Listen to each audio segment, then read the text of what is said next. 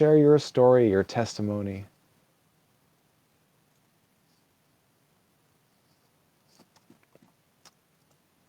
Theater mode. There we go. All right. Welcome, everyone. Welcome, one and all. Happy Friday. Good weekends to you all. Don't party too hard.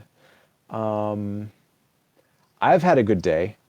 I got a bunch of chores done, did some writing, some exercises. How about you, Chelsea? What's on your minds today? How was your day? My day was actually really, really good. I got a bunch of stuff done. Um, I am genuinely concerned about the way that people are thinking and how they're not thinking critically. It, like this guy, he seemed so smart. And he was talking about how he used to be atheist, and it was after you left, I think. How he used to be atheist and how he used to make fun of Christians. And I want to know where the gymnastics comes in. Like, at what point do you stop thinking critically and start doing so much mental gymnastics? Like, what has to happen to you to trip and fall and flip into God magic? Yeah, Like, great question. I wonder. I wonder so often. It's easy for us to just wrap it in a bow and say, oh, presupposition, boom, done. But there has to be some kind of emotional attachment to those fundamental superstitious mythological beliefs, right? It has to make you feel good.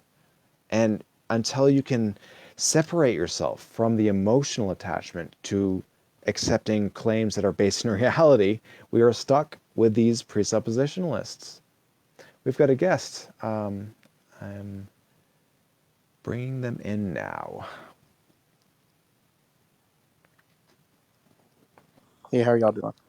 Good. How are you? What's on your minds tonight?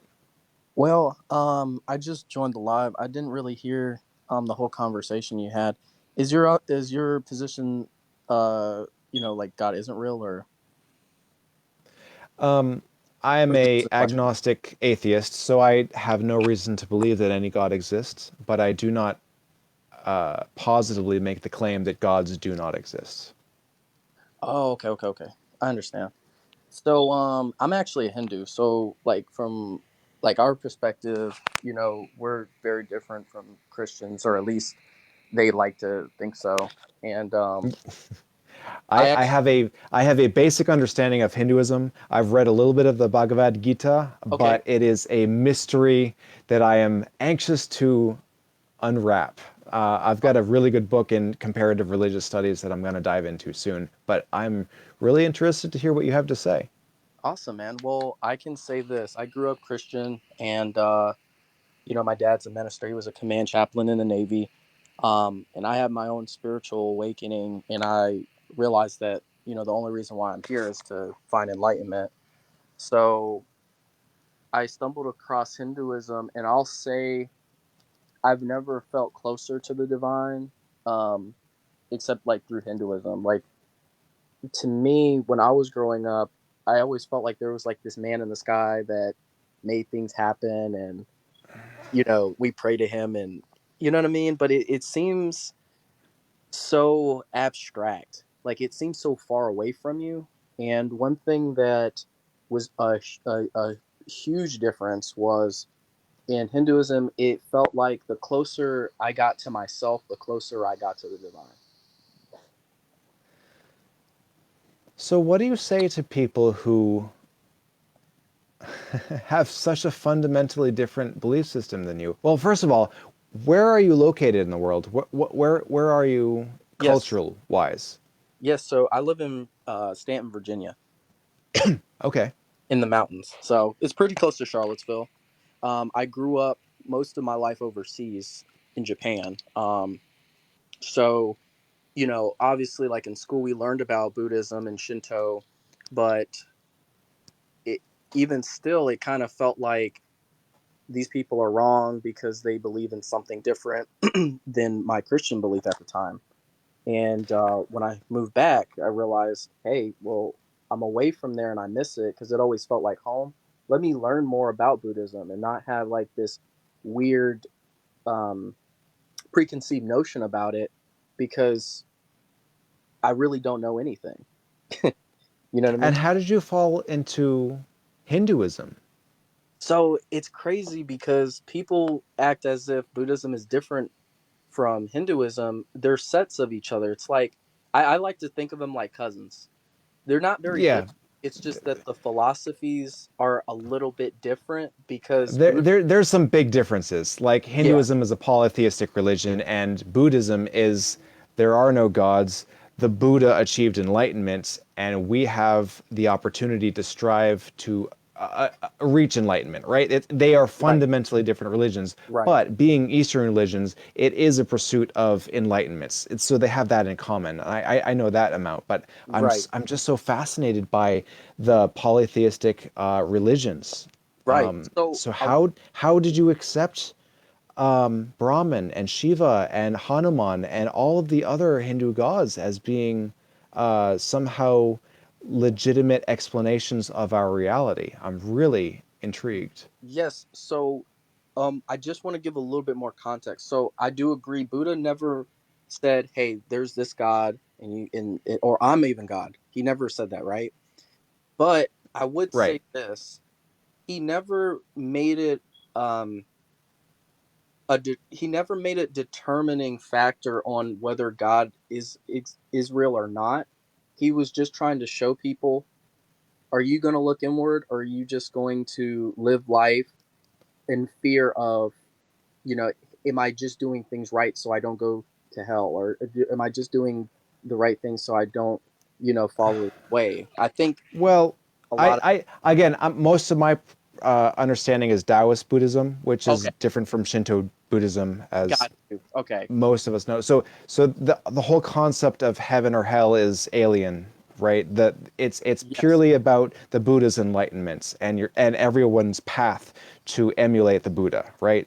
yes, yes, yeah. So I would 100% agree with that.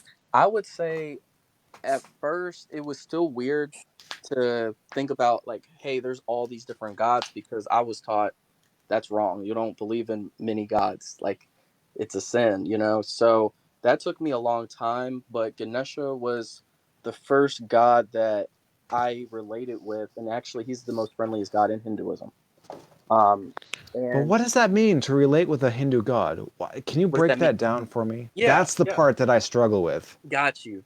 So I tell people like this: when you sit with a morty, like a deity, it's not like a stone, it's not like this inanimate object, right?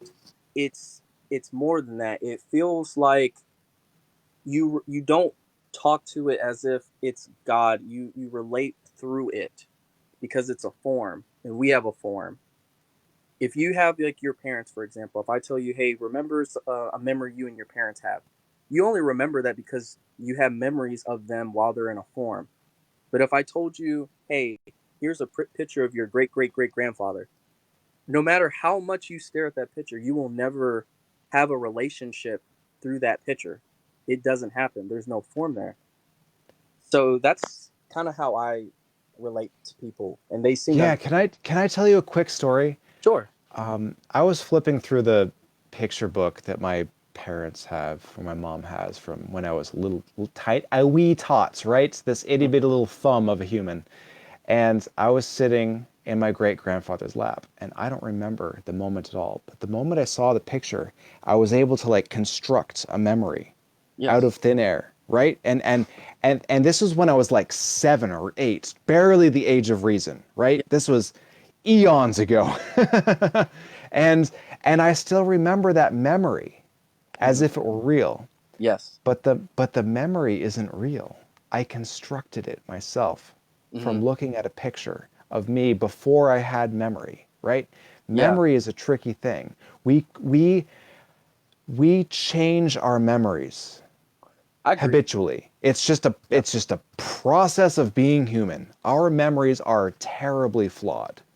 Yep. So I want to ask you again, how do you get across that bridge from constructing your own memories to accepting this Hindu god is part of reality? How do you get from here to there? Okay, I'm following your logic. Let's see. It's like it's a relationship, just like any relationship.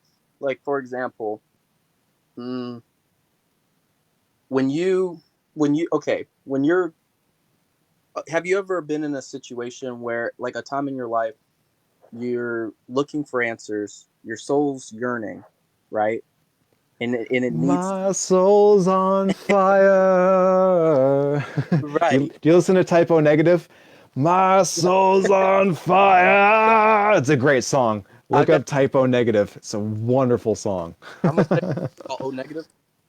Type O Negative. They are heavy metal, kind of grunge, uh, prog metal band. It's weird. They're wild, but it's a great song. I'm sorry, I No, digress. cool man. I love music. So when you're at this time in your life and you're looking for all these answers, right? Eventually, I just want you to answer this. Eventually, are you going to find those answers?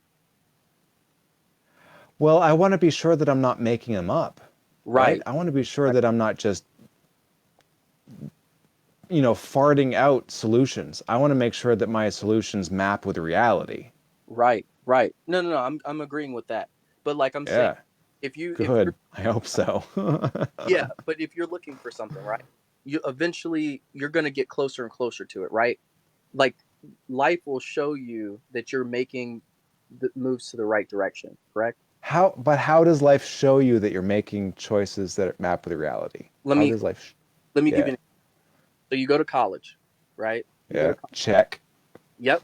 You check, check. get I've right, done 8 years of college. right. You get a degree and then your next step is you get a job in your Got field you. and Yeah. then after that you get your first salary for the end of that year, right? Mm-hmm. Mm-hmm. And you start living your life. Probably it might happen exactly the way you envisioned it. It might be different, turns and curves, right?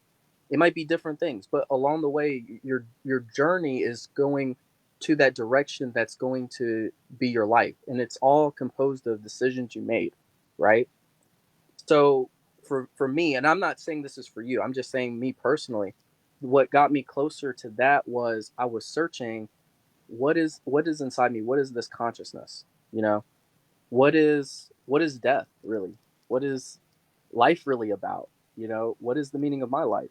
I just started asking myself these questions and just pure questions. Like I'm not looking for God to appear in front of me, I'm not looking for any of that, I'm just really asking myself. And Oh, as I'm sure. on my journey, I start meeting great people and I start getting with people who made me question in a deeper sense. And I started realizing that I'm no different than the stars in the sky. I'm no different. Like I'm composed of the same stuff.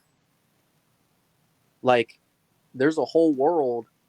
Like for example, just follow me real quick. There's a whole I gotcha. world that we can't even see. Like even from a microscopic level, there's tons of different, you know, like mites and different microscopic organisms that Yeah, exist. but that already exists in reality. It's just smaller than our human eyes can see without the aids of technology. But Right. that's still part of reality. So, but we're talking about the supernatural. How do you get from here to Brahman, Shiva, How do I get? Hanuman, Okay. etc.? Okay. Yeah. Well, so like I was saying, there's that microscopic level, right? And you're right, you need technology to see that. But then it's like, what's beyond this universe? And Yeah. one thing that I don't agree with, I don't think creation is perfect. I think it's always expanding. Even I'm changing. You know what I'm saying? You're changing. We're all going through changes. So it's like what is moving? What is Let, non-moving? let me ask you this then. Yeah, go ahead. When is it acceptable to adopt a proposition? At what point do you say, all right, here's a proposition, Hmm. here's an idea, and I'm going to accept that as part of my reality? When is it acceptable to I, adopt the proposition? I believe it's through experience. So to tie back to your original question, how do you reach Brahman? You reach Brahman by experiencing yourself. There's a bridge. There's a bridge there. What And if what I mean by that is, if I, it's really hard to put in words, but I'll say it like this. There's been a lot of times in my life, for example, where I could not handle what was going on. Like, you know what I'm saying? Give mental breakdown. I do, but before you go on, what if I suggest to you that the time to accept a proposition is only after there's evidence to warrant the claim? Mm-hmm. Mm-hmm. Let's talk about evidence for a minute. What Okay. is evidence? What is truth, right? How do you know what is true? What is truth to you? What is truth to me? Mm-hmm. Truth to me can be subjective. Can I give you an example of what I mean? Yeah, sure. I'm not disagreeing that truth is subjective, but Yeah. So, please, yeah, go on. for example, I could say there is a purpose and a meaning of life, but for somebody else, they could say life has no meaning. Mm-hmm. Yeah, So sure. it's one of those things. It's like it's always going to be for the individual. For some people, having a career is the best thing that they could ever have. For some people, Mm-hmm. being a stay-at-home mom or a stay-at-home dad is the best thing that they could ever do. Or spending more time with their children. Everybody has like this. Right. But you're getting into the philosophical side. I want to get down to the nitty gritty, the nuts and bolts. What is truth? If What? I could suggest an answer, the truth is what the facts are, right? The truth is what the facts are. That makes sense, right? Yes. Could you agree with this? Do you think that there is an intelligence that made this universe? I would need to see a good explanation of what you mean by those terms and evidence to warrant my belief in that claim. Yes, for sure. Like spontaneously creation happening and being rejuvenated and going like everything going back into its original flow. Like for example, if there was a forest fire, everything's destroyed. Hmm. Even after everything's gone, life still can begin again. Like being able to flow and keep going on. Do you think that there's an intelligence in that, or do you think that that's just nature and that's just how things are? Yeah, it is a common practice to observe natural phenomena and say, well, it's just so amazing that it works that way. It appears to be some kind of intelligent design. But I always like to use the canyon as an example of how we can observe natural phenomena, Mm-hmm. observe the product of that phenomena, and recognize that there's no intelligence behind the fundamental facts of the nature of reality, right? So a canyon is the absence of earth that is, washed away through erosion, wind, rain, things like that, right? A canyon comes into existence through a natural process. The natural process, we understand quite well how the sun heats portions of our atmosphere, and earth and air rises when it gets warm, and it creates a vacuum effect that moves the trade winds, and this moves all the atmospheric water around the globe, and we see Coriolis effect. It's a beautiful, wonderful symphony of natural phenomena that leads to the erosion of earth in parts of the world that we would call a canyon, right? Yeah. These natural processes are just natural. It's just a emergent property of the natural world that we live in, right? The canyon was not designed. There's no creator. There's no intelligent mind but behind what makes the puddle outside of my doorstep, right? The puddle exists because there is a hole in the driveway and the water fills the hole, but it appears that it fills the hole perfectly, right? Yeah. The puddle is perfectly formed. It Yeah. must be designed, but there's no reason to conclude that it was designed. Right. Thank you for your gifts and tips and all your love. Thank you, everyone. I truly appreciate you. Yeah. Um, Yeah. but at the end of the day, Mm-hmm. you have to recognize that the puddle came into existence. The canyon came into existence through a natural process without any intelligence design. If there were intelligence behind the design, then I would have a bone to pick with that particular engineer. Why did he put the breathing tube so close to the swallowing tube? Why did he make the prostate? What the hell is that all about? Why are Yeah. women's reproductive systems so fundamentally confusing that they get UTIs like every day that ends with a Y? Right. Right? We can look at the absurdity of Bro, creation. don't even get me freaking started. I knew that would get you involved. My point is, Yeah. I'm li- we can Dude, observe if the you thought I phenomena. wasn't listening, I'm absolutely here. Don't even start with me. Chelsea, why is it silly to observe the natural world and conclude that it is a design? We are so ridiculously lucky that we are on this floating rock, but the fact that there is so much vast life on this planet shows that the fact that we're here is like, it's not on purpose. Like, no one chose us to be here. We got super lucky. And I mean, you could look at anything like the trees and say, well, oh my gosh, resembles spaghetti and looks just like the noodly appendages of a spaghetti god. But you could say that about anything and say that it looks like, I don't know, a rainbow giraffe. Or, I mean, honestly, if you take the fact that evolution took so long, I have to stop. I'm done. I got nothing. My brain stopped. Skeptic. So I have a question for you, and Yeah. I didn't come to debate. I really wanted to know how you think. Um, so would you say that you kind of believe that things just happen, but there's no real reason why? There doesn't have to be a reason why. There doesn't have to be a reason, and it's a really hard thing to conceptualize. Yes. It took me years to realize that I have to be comfortable Mm-hmm. in my ignorance. Being ignorant is not a problem. Like, Right. I have no idea how an automatic transmission works. Yeah, me either. Don't ask me to fix your automatic transmission, all right? Yeah. It's not my problem. And that's okay. Right. You have to be okay accepting the very real fact that there are some questions that can never be answered. Right. And that's Shiva.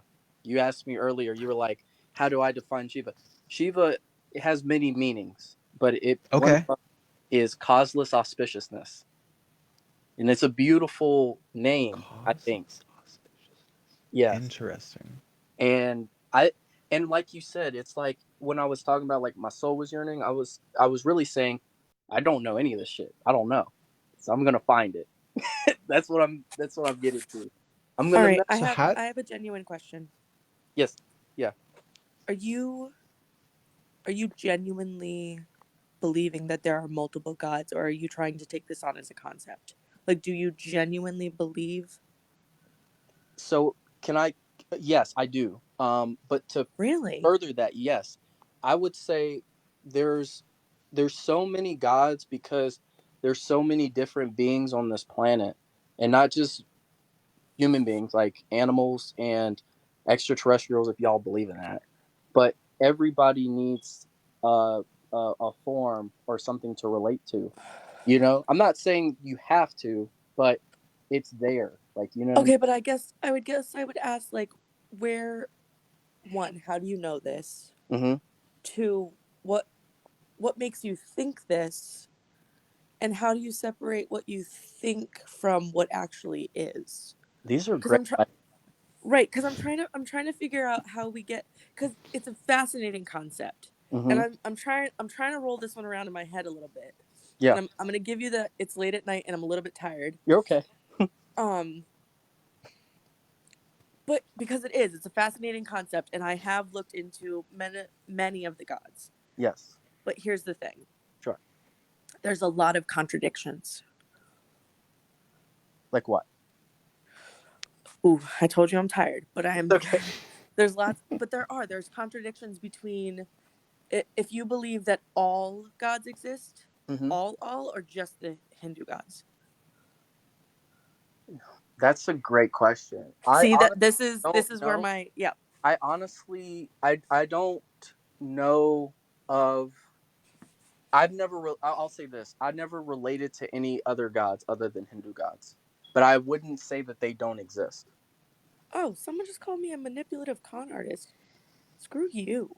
They just had a bad day. All that. Yo, bro, don't come in here trolling me out. You don't even know what time it is here. Fight Don't me let it later. get to you. They're Ugh. they're just they're just They like looking for having fun. attention. They're fans. They're fans, super fans. Obviously, super fans.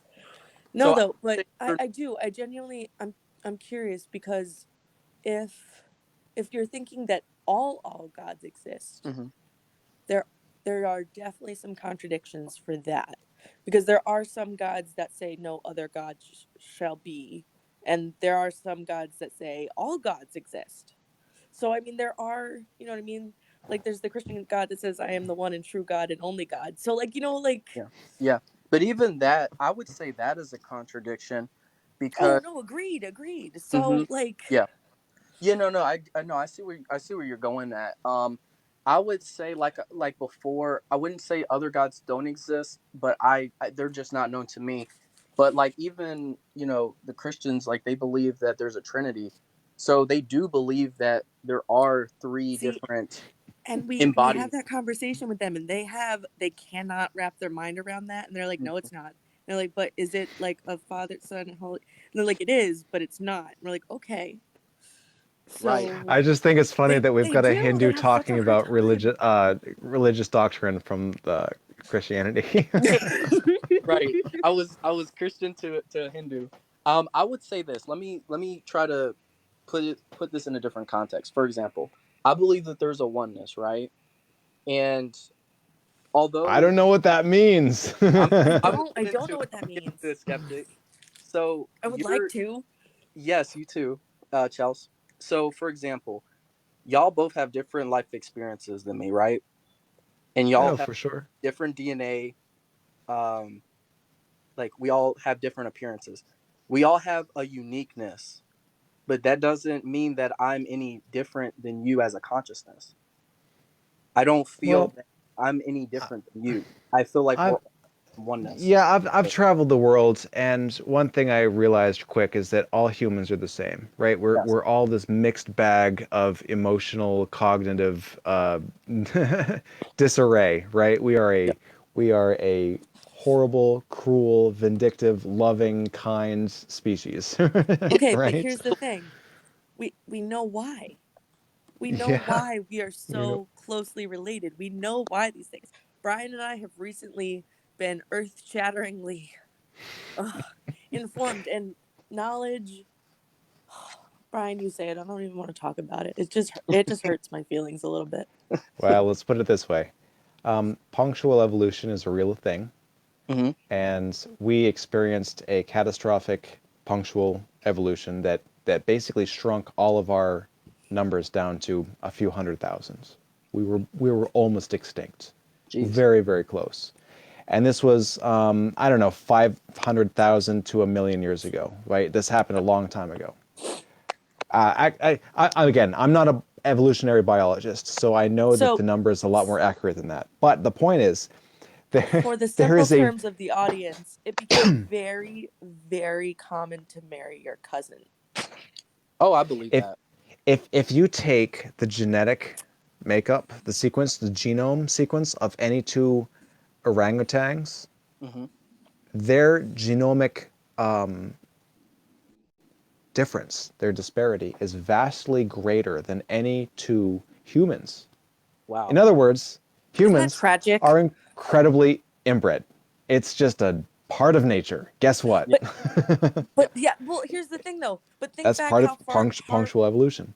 how far back did we have smaller tribes? How far back was it? So exactly. So here's the thing. How far back did we have smaller tribes? And then when we got into tribes, we had things like kingdoms, and they believed in like purity and bloodlines and things like that, that were pure, like based upon nothing, and they were trying to keep the bloodlines pure, but that meant marrying brothers to sisters. Like if you look at like even in Egypt, and like you think of the kings and the queens, some of the kings and queens were brothers and sisters. They were married to each other. Like that is tragic. And then they're like, oh, why are their kids' heads egg shaped? And we're like, I don't know. Hmm. Yeah. Yeah, like Genghis Crazy. Khan is partially famous because Oh, of I his know. prolific bloodline. Yeah, this You is can no trace a secret. whole genetic defect back to him. They Wow. brag about it, right? Yeah. So when you examine the history of our evolution, it becomes abundantly clear that A, it took an incredibly long time, and B, Sure. there's no reason to believe in superstitious Iron Age mythology stories. There's no reason for it anymore. We should be able to graduate from that. We should be able to move on, evolve from Iron Age and Bronze Age mythology stories. So Yeah. that is my endeavor to help people realize that and move on, graduate. You can do it. You clearly have the minds that's capable of embracing these fundamental questions that will never be answered, but you have to become comfortable in your ignorance, because it's okay to be ignorant, right? It's okay. There's no pressure. There's no race. This isn't a race. This is an endeavor to accept as many true claims as possible and reject as many false claims as possible. And if we can endeavor to do that together, the world will be a better place. Okay. So, um, I don't know what other word to use. So, in other words, you don't think anything supernatural exists, or Well, not until there's good reason to believe it, right? That again, the question I asked earlier: when is the right time to accept a claim? After there is sufficient evidence to warrant the belief, and not a moment before. So the question, let me ask you again: when is the appropriate time to accept a claim? right? Um, I would. Please answer me this. Mhm. When is it appropriate to accept a claim? Okay, you want me to answer it? Answer it. Yeah. I would say once you have evidence, I would agree with that. Perfect. Bingo. There it is. Um, but also, I just want to ask you this: do you think that if someone couldn't prove it to you, do you think that that's less of an evidential, incident? Could you ask that again? I don't understand the question. Like, so for example, if someone else experienced it, okay, like for example, a near death experience, for example, like that's something a little bit more supernatural. Damn you guys! if I know. if you didn't Trying not to get too experience excited. Trying to focus. Wow, it, thank you. Thank you so much. Oh my goodness. Thank you so much. Like I can't even right now. if you didn't experience it, but somebody else did, would you feel like, hey, I need evidence in this, or would you take what they said for face value, or at least the experience for face value? It depends on the nature of the claim, right? Hmm. So if someone is claiming that they have a new puppy, Yes. right? I know that puppies exist. Dogs are a pet. But if they claim that they have a potbelly pig, that's still in the realm of possibilities, right? Maybe they do have a pet potbelly pig. But if they're claiming that they have a dragon in their garage, well, now I'm going to need a little more evidence, I right? understand. Yeah. Yeah. It depends on the nature of the claim. There are a series of mundane Dude, claims I that we thought we make weren't every day, telling people about that. right? If I have a $50 bill in my pocket, and your well-being somehow depends on me having that $50 bill in my pocket, well, now that the the nature of the claim shifts from being a mundane claim into a important claim. Well, do I or do I not have a $50 bill in my pocket that's going to get us a bus ticket out of this rainstorm, right? Yeah. But if I'm just claiming, oh, well, I own a Ferrari, it's an antique, it's in my garage, here, I can show you the keys, and I jingle a set of keys in front of you. There's no reason for you to believe that I actually do. I could have bought those keys online, right? They could be a fake. It could be a genuine set of Ferrari keys. But the Why do time I feel to like that's a accept Friends reference? it's not exactly, but it's Mm-hmm. loose, right? The time to accept any claim is after there's evidence. So then you have to weigh the evidence. A set of keys is evidence, but it's not definitive proof that I actually own a Ferrari that's in the garage, right? It's only evidence that I have in my possession a set of Ferrari keys. Yes. So Yeah. how does this do y'all believe in, like, for example, I think quantum physics pretty much backs this, but like as far as in like energy and like how we have like this field and like we do attract things on a certain frequency.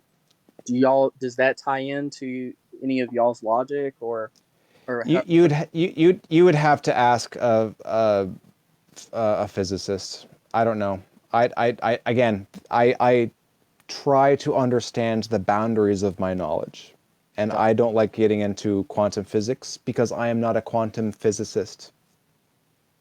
fair enough, fair enough. Okay. Yeah. And so should you. So The should quantum you. physicist disagrees with the equivocal BS. Well, what I can say is that the things that I have wanted to manifest, they have manifested.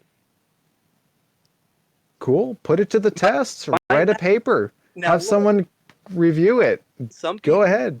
Get yeah, that Nobel Prize. yeah. Well, some people will say, well, what I want, it's not manifesting, right? Like it's not happening. Okay. And for a long time, I just thought like you probably with the same logic, like it's just gonna happen. But then people wait and nothing happens, and it's like you didn't do anything. You have to take action sometimes to get what you want. You know what I'm saying? And I would say I've always taken the right actions and to get further into what I want to create in my life, and they've worked out. I've always wanted a kid, for example, and I would always imagine like what would they be like, and you know what would they look like. And my daughter, for example, is probably more than what I even envisioned a kid to be. Like she's surpassed my envision of what that would look like. You know what I mean? Well, I guess so. I guess that's just evidence that your imagination wasn't rich enough. I don't know. Well, I would say there's this part of us that is very imaginary, right? Like Oh, for sure. right, like what do they call it? Theta, right? Uh, sure. It's like when you're a kid. I think before 7, there's like this theta in our mind that makes us like think a broom could be a flying broom, or a rocking chair or could really be a horse. You know what I'm saying? It's like we have like this deep imaginary state. I think there's an imaginary, and then I think that there's like dreams that we all think about. Like if you look at a lot of celebrities, for example, they all say, for example, Jim Carrey, he wrote himself a check for $1 million. Then he did the movie Dumb and Dumber, and guess what? Made $1 million. Now, yeah, some people would be like, well, I mean, of course, he made a movie, and it was a hit, but Yeah. he did it before he even made the money, and he was, Well, you know, go ahead. Go ahead. right. I get it, and it's important to have dreams and set goals for yourself, but we also know that writing a check is a mundane thing. Like people write checks all the time. True.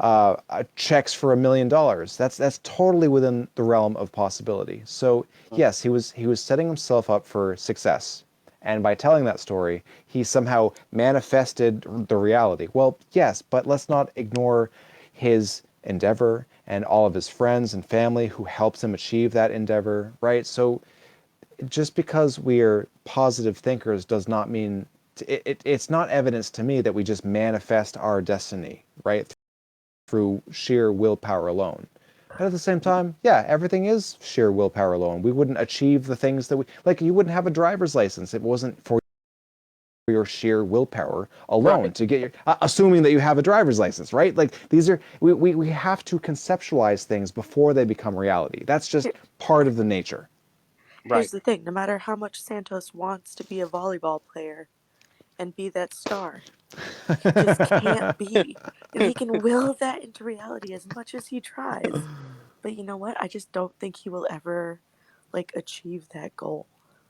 My friend, I am so glad you joined us and I want you to come back. Please come back. I've got some No. guests that have been waiting a long time and I want to get to them before the night is over. But Yeah. please share your final thoughts. Thank you again. Please come back. Yes. Thank you so much, Brian. I appreciate you. Awesome. Awesome. Awesome. See, that was a fantastic conversation. If only they could all be that delightful.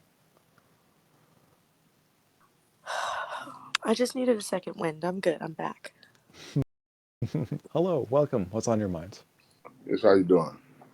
Yeah, good. How are you? Yeah. I'm kind of just curious as to, I don't know, what are you, an atheist or agnostic or atheist agnostic, like most most people calling themselves these days? Yeah, so let's talk about terminology. I love it. Gnosticism has to do with knowledge. No, Either I I said an have atheist knowledge. or Right. an I'm gonna get to that. So Gnosticism has to do with knowledge.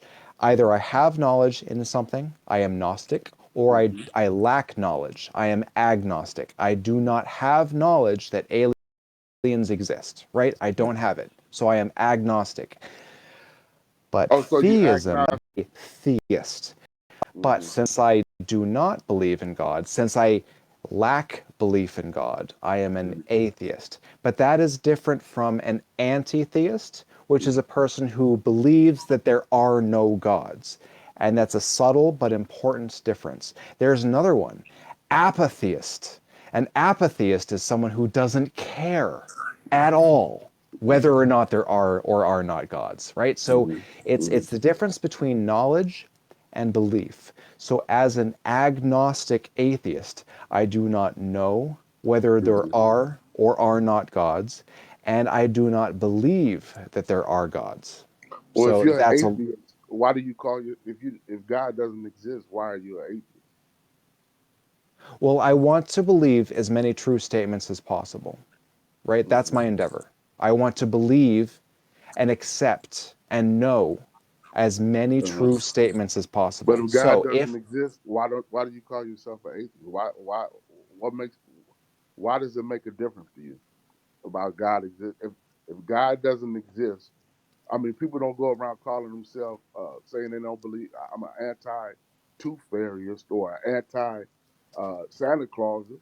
If you don't So think God, maybe yes, I so mean, why do you care if you let me don't try think and God explain this exists? part. So people are allowed to vote and make laws on what is popular and not generally what's best for society. And hmm people generally start voting on what is a popular opinion and not generally what is in their best interest. So we have people right now, like half the population, their rights are being like violated, and we have What? women voting against their best interest. So you define yourself by somebody else's belief in a God that you claim don't exist. I mean, don't you think that Well, sounds right, but you're don't you missing the think part that where they're sounds allowed. Right, but you're illogical? missing the part where they're allowed to control bits and pieces of the government, and they're getting to control But other that's people's good for you. beliefs. Do you realize you wouldn't have a modern world without Christians? Do you realize that? Why? well, Do, no, you're let not me tell wrong. you why. Let me You're, explain to you why. There's a book out, 100 Years of Nobel Prize. And this is what it says. According to 100 Years of Nobel Prize, a review of Nobel Prize is awarded from 1901 to 2000. 65.4% of Nobel Prize laureates have identified Christianity in its various forms as their religious preference.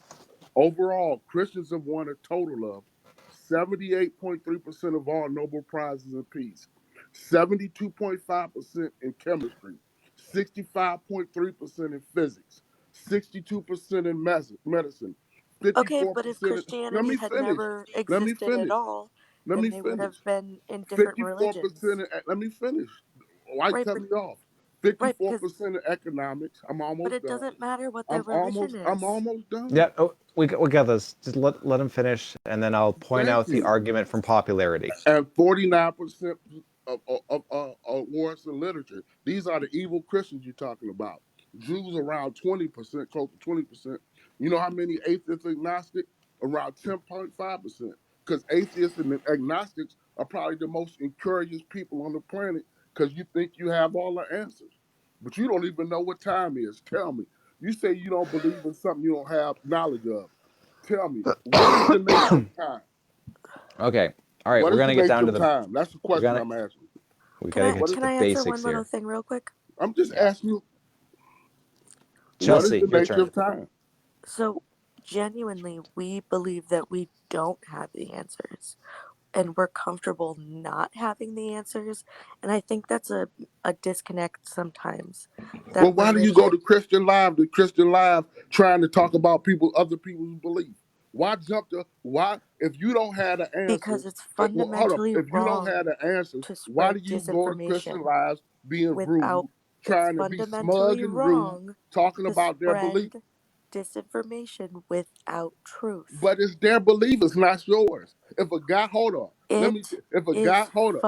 If a guy, fundamentally hold up. wrong. If a guy, if a guy gives his life to Christ, like a guy read, gave his life to Christ, former gang member, in and out of jail, selling drugs, turned his life around through his heart. Now he feeds the homeless, married and feeds the homeless. He's the logical one. You're the illogical one jumping around talking about a God you claim that don't exist. But You but sound like the logical one, not the guy that believes in God. think about all of the alcoholics that found their way out of alcoholism without God, right? You have to also recognize So, all of the but all of the that's a non Hindus. sequitur. That's a No, non no. sequitur. That don't have Okay, anything to do with people who do change their life because of God, because other people don't do the same. That has nothing to do. The person that changed their heart because of God is logical to believe in God because it totally changed their heart. They went from a violent criminal to a person who believes in God.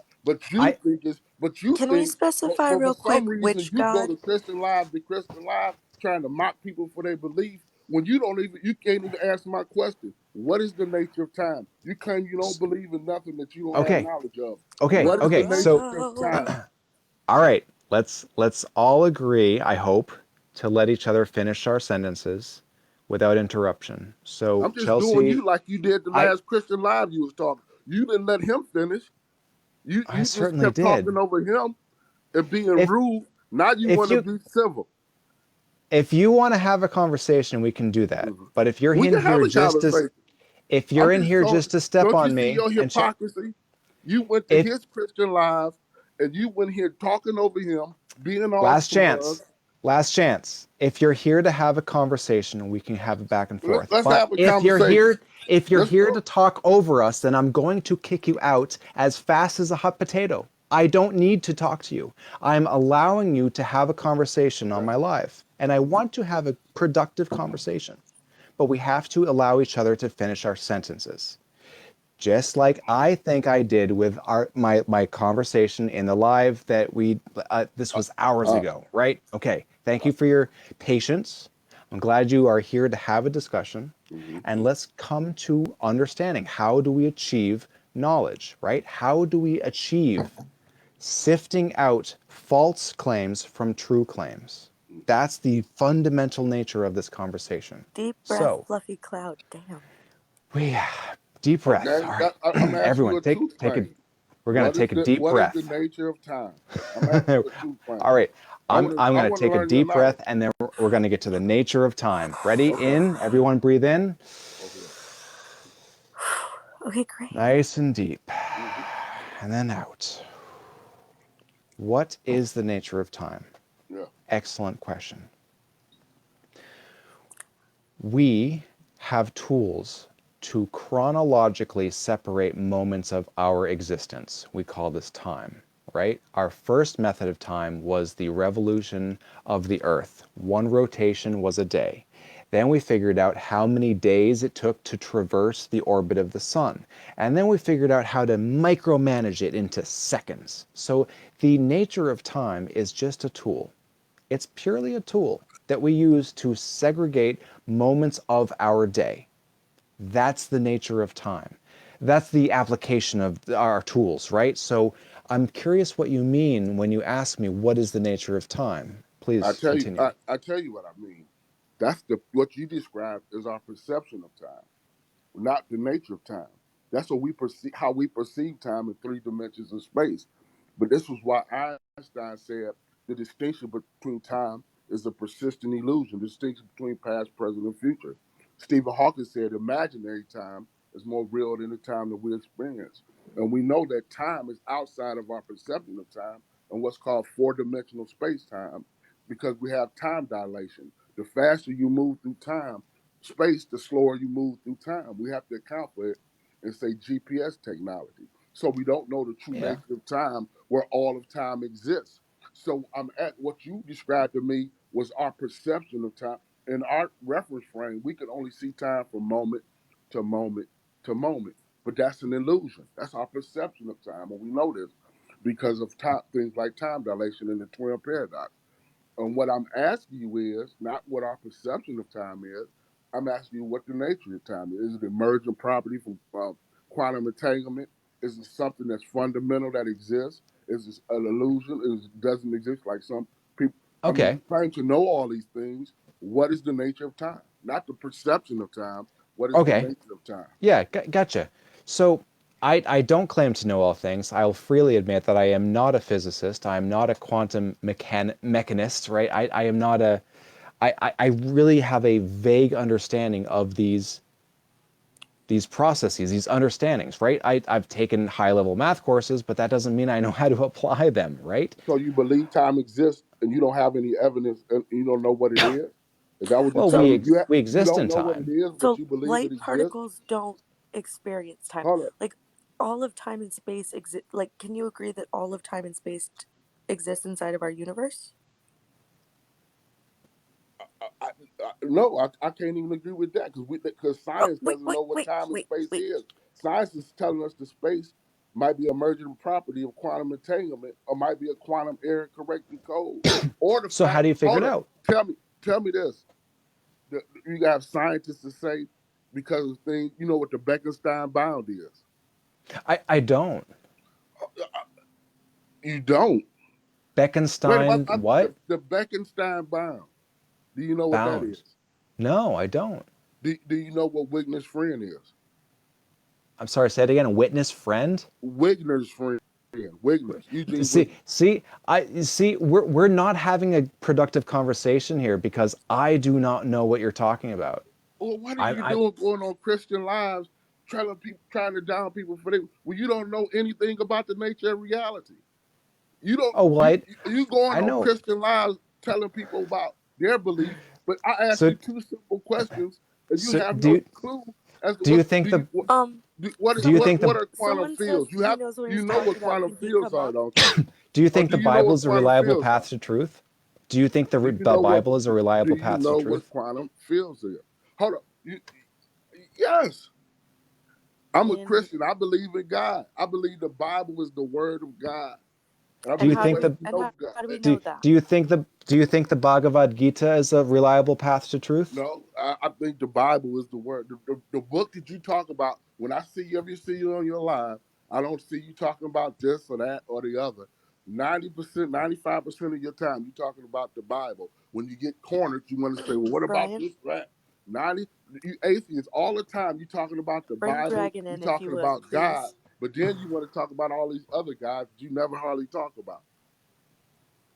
Okay, Dragon is entering the conversation. Enter the Dragon, very funny. Enter Um, the Dragon. how's it going? We're having a night. How are you? I'm doing good. So let's let's try and get a little bit of groundwork done so like we kind of know where we're going. Angel, where are you at right now? Where do you want this conversation to go? Like, what are you hoping to gain? All I'm doing is, as atheists claim they know so much, they have all this knowledge about reality, even though modern civilization has been around for about 10,000 years. The modern information age has been around about 60 years. The universe is 93 billion light years across. It's 6 trillion miles in one light year. So there's 93 billion light years. And you stuck on this planet and you don't even know what something simple as time is, yet you want to you want to reduce God, life after death, spiritual, everything to your simple knowledge and then in So fact, hold on. you don't have any knowledge. You don't know anything. All right, Angel. So you've That's already why I asked a few simple questions okay. to see Hold on. where is your knowledge base. You say G- that. Hold on. Let me say this last thing. You say there's no evidence that God exists. I'm just trying to find out what evidence are you looking at. What evidence are you talking? What's your evidentiary knowledge? If you don't have simple knowledge about time or about space or about quantum fields, about subatomic particles, well, what in the world are you talking? Why should anybody listen to you when you don't know what the heck you're talking about? But you go okay. on Christian Live, and the thing that really makes me mad is you guys run on Christian Live. Why do you care about others' beliefs? You If they sound beliefs angry. change their life, He why do does in you fact want to? sound Why angry. do you want You that s- person not to Here's what believe I'm in gonna do. God? you What's the sound end game? triggered. You sound frustrated and triggered I ain't right now. frustrated. I ain't You sound frustrated. it. You I'm sound just it. showing you how You are hypocritical heard. you look. We I'm feel just your putting a mirror frustration, up my as friend. how hypocritical you look because you don't Okay. Well, know nothing. No, I'd like hold to on. get down to the hypocrisy. Give You me don't know any. You're a hypocrite. You don't know anything. Angel, give me like 5 minutes. Let me just try to put some stuff down. Let's try to talk about these things. You came in with like from what I asked you and what you responded, you gave us a lot of information about like, as far as like the physicality of the universe and the physicality of this planet and a lot of other things. And I can concede to a lot of these ideas. I, uh, I don't think they're really necessarily important to what we're talking about here. Um, the thing that the thing that the host's trying to bring up, at least when you originally started this conversation, was he was trying to show you the idea of Oh, what your microphone's cutting out. is that better? Try again. Yeah. Okay, so I think the point that the host was trying to bring in when like you first started this conversation was that the agnostic aspect of any kind of a understanding or belief that they hold is conceding to the idea that we don't know. So this is the whole purpose of all of this. It's like when we make positive claims towards something, people should be able to put these to the test. They should be able to scrutinize this. They should be able to be critical about the information that you're giving. And, if the way things work, like you were bringing up at all the scientific evidence of like how time and space and all this stuff works is we can put all these things to the test. We can come to an understanding whether the information that we have has any value. Does it actually hold up? I don't want to say in court, but the idea here, I hope I'm coming off in a way where you're understanding what I'm saying. Not really. Not really. Because you sort of rambling. I mean, Great. but Well, but I can apologize I for the rant. can I apply a question to you, Angel? How do you tell the difference like, between truth, like reality, and delusion, like belief, like convincing yourself something is true? How do you tell the difference? Like basic, fundamental questions about observational reality. the way to basically the first thing you have to do is when you come to these situations, you have to now acknowledge that if you're going to go down this path, that first you got to humble yourself. Because first off, Nope, the, nope. the We're reason gonna why you have to pause. humble Let me ask you a question. Let me ask you a question. You asked the question. Can I finish? This is a bag of Dove chocolates, right? Mm-hmm. How many chocolates are in the bag? The question is a fundamental question about reality, right? How Mm-hmm. do we know how many chocolates are in the Why? bag? Why do I care? Because Why would I the care? answer matters, right? The question is Not about mapped to the reality. answer matters about time, but not about how many chocolates in a bag. Let me put it this way. If I Not, told you that there are either an even or an odd number of chocolates in the bag, would you agree with that statement? I wouldn't care. I could care less. Then why are we having this conversation if we can't even talk about the fundamental basics of reality, But I'm right? talking about the nature of reality. I'm talking about time. I'm talking about Wigner's friend. I'm talking about quantum fields. I'm talking about subatomic particles that make up all of And creation, I'm and telling not you that chocolates. I am not You equipped trying to to have bring that in chocolate? conversation. Okay, I'm talking about the let nature. me try because And I am basically, what equipped I'm to have trying this to find conversation. out is what was basically showing here. That look, my whole point is this: we're basic uh, uh, beings stuck in 3 dimensions of space, 1 dimension of time, stuck on this third rock from the sun. You don't know anything Hold on, outside of stop. your perception of time. Wait, hold Yet on. you're gonna run. Hold up. Yet you're gonna You run brought up to other Stephen people Hawking. and You brought up try to Stephen. mock them for their belief when you don't Look, know you brought up anything. Stephen Hawking. You do You realize you that don't space-time is you just show me one in this thing. conversation that you don't know anything about the nature of reality. Yet you going Nothing. on I know jumping, nothing. you going to ridicule people about their beliefs. Why do you care about So, your beliefs? Angel, are you under the impression that as a Christian, with the knowledge that you hold with this whole physics and stuff, do you, Sorry, do you Angel has left the conversation very nice. because we know nothing about the nature of reality. Yeah. And I think they demonstrated a while ago that a rational conversation was not possible. We were just going to get into anecdotal and straw man arguments. And I was So really looking forward to a good conversation. I think we could still try to have a pretty decent conversation. You know I'm a Christian. Well, at least I'm sorry. I talked to a lot of people and I don't remember them all. So oh, please, yeah, no, so where I'm do you gonna want, where do you want to start? I mean we could start anywhere you want to go. Um shoot. I don't know. How do you want to what do you want to do? I'd like to dig into the usefulness of faith. Where are you on Yeah. defining faith and how to apply it to map with Yeah. reality? So I think faith can be a tool that you can use to actually better yourself and better mankind and at least your society. Um, but I think the understanding of faith would be very important. If your idea and your concept of faith is kind of it's not really grounded, um, then it's kind of difficult to say it this way. It's how do I say this? Okay. Um, so I hold the idea of faith from a perspective where I know that there is no evidence to prove what I believe to be true, but at the same time, I have absolutely no way to prove it to be false.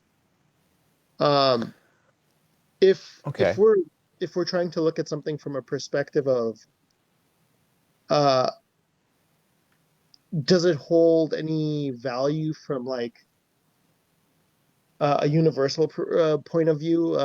Does it have physicality to it? Can we put these ideas or concepts to the test? If we can, then that doesn't actually fall into the category of faith. We're actually looking at um, beliefs that are based off of evidence. Um, I believe they are both beliefs, but one being faith is not based on any kind of evidence, um, for or against. Mm.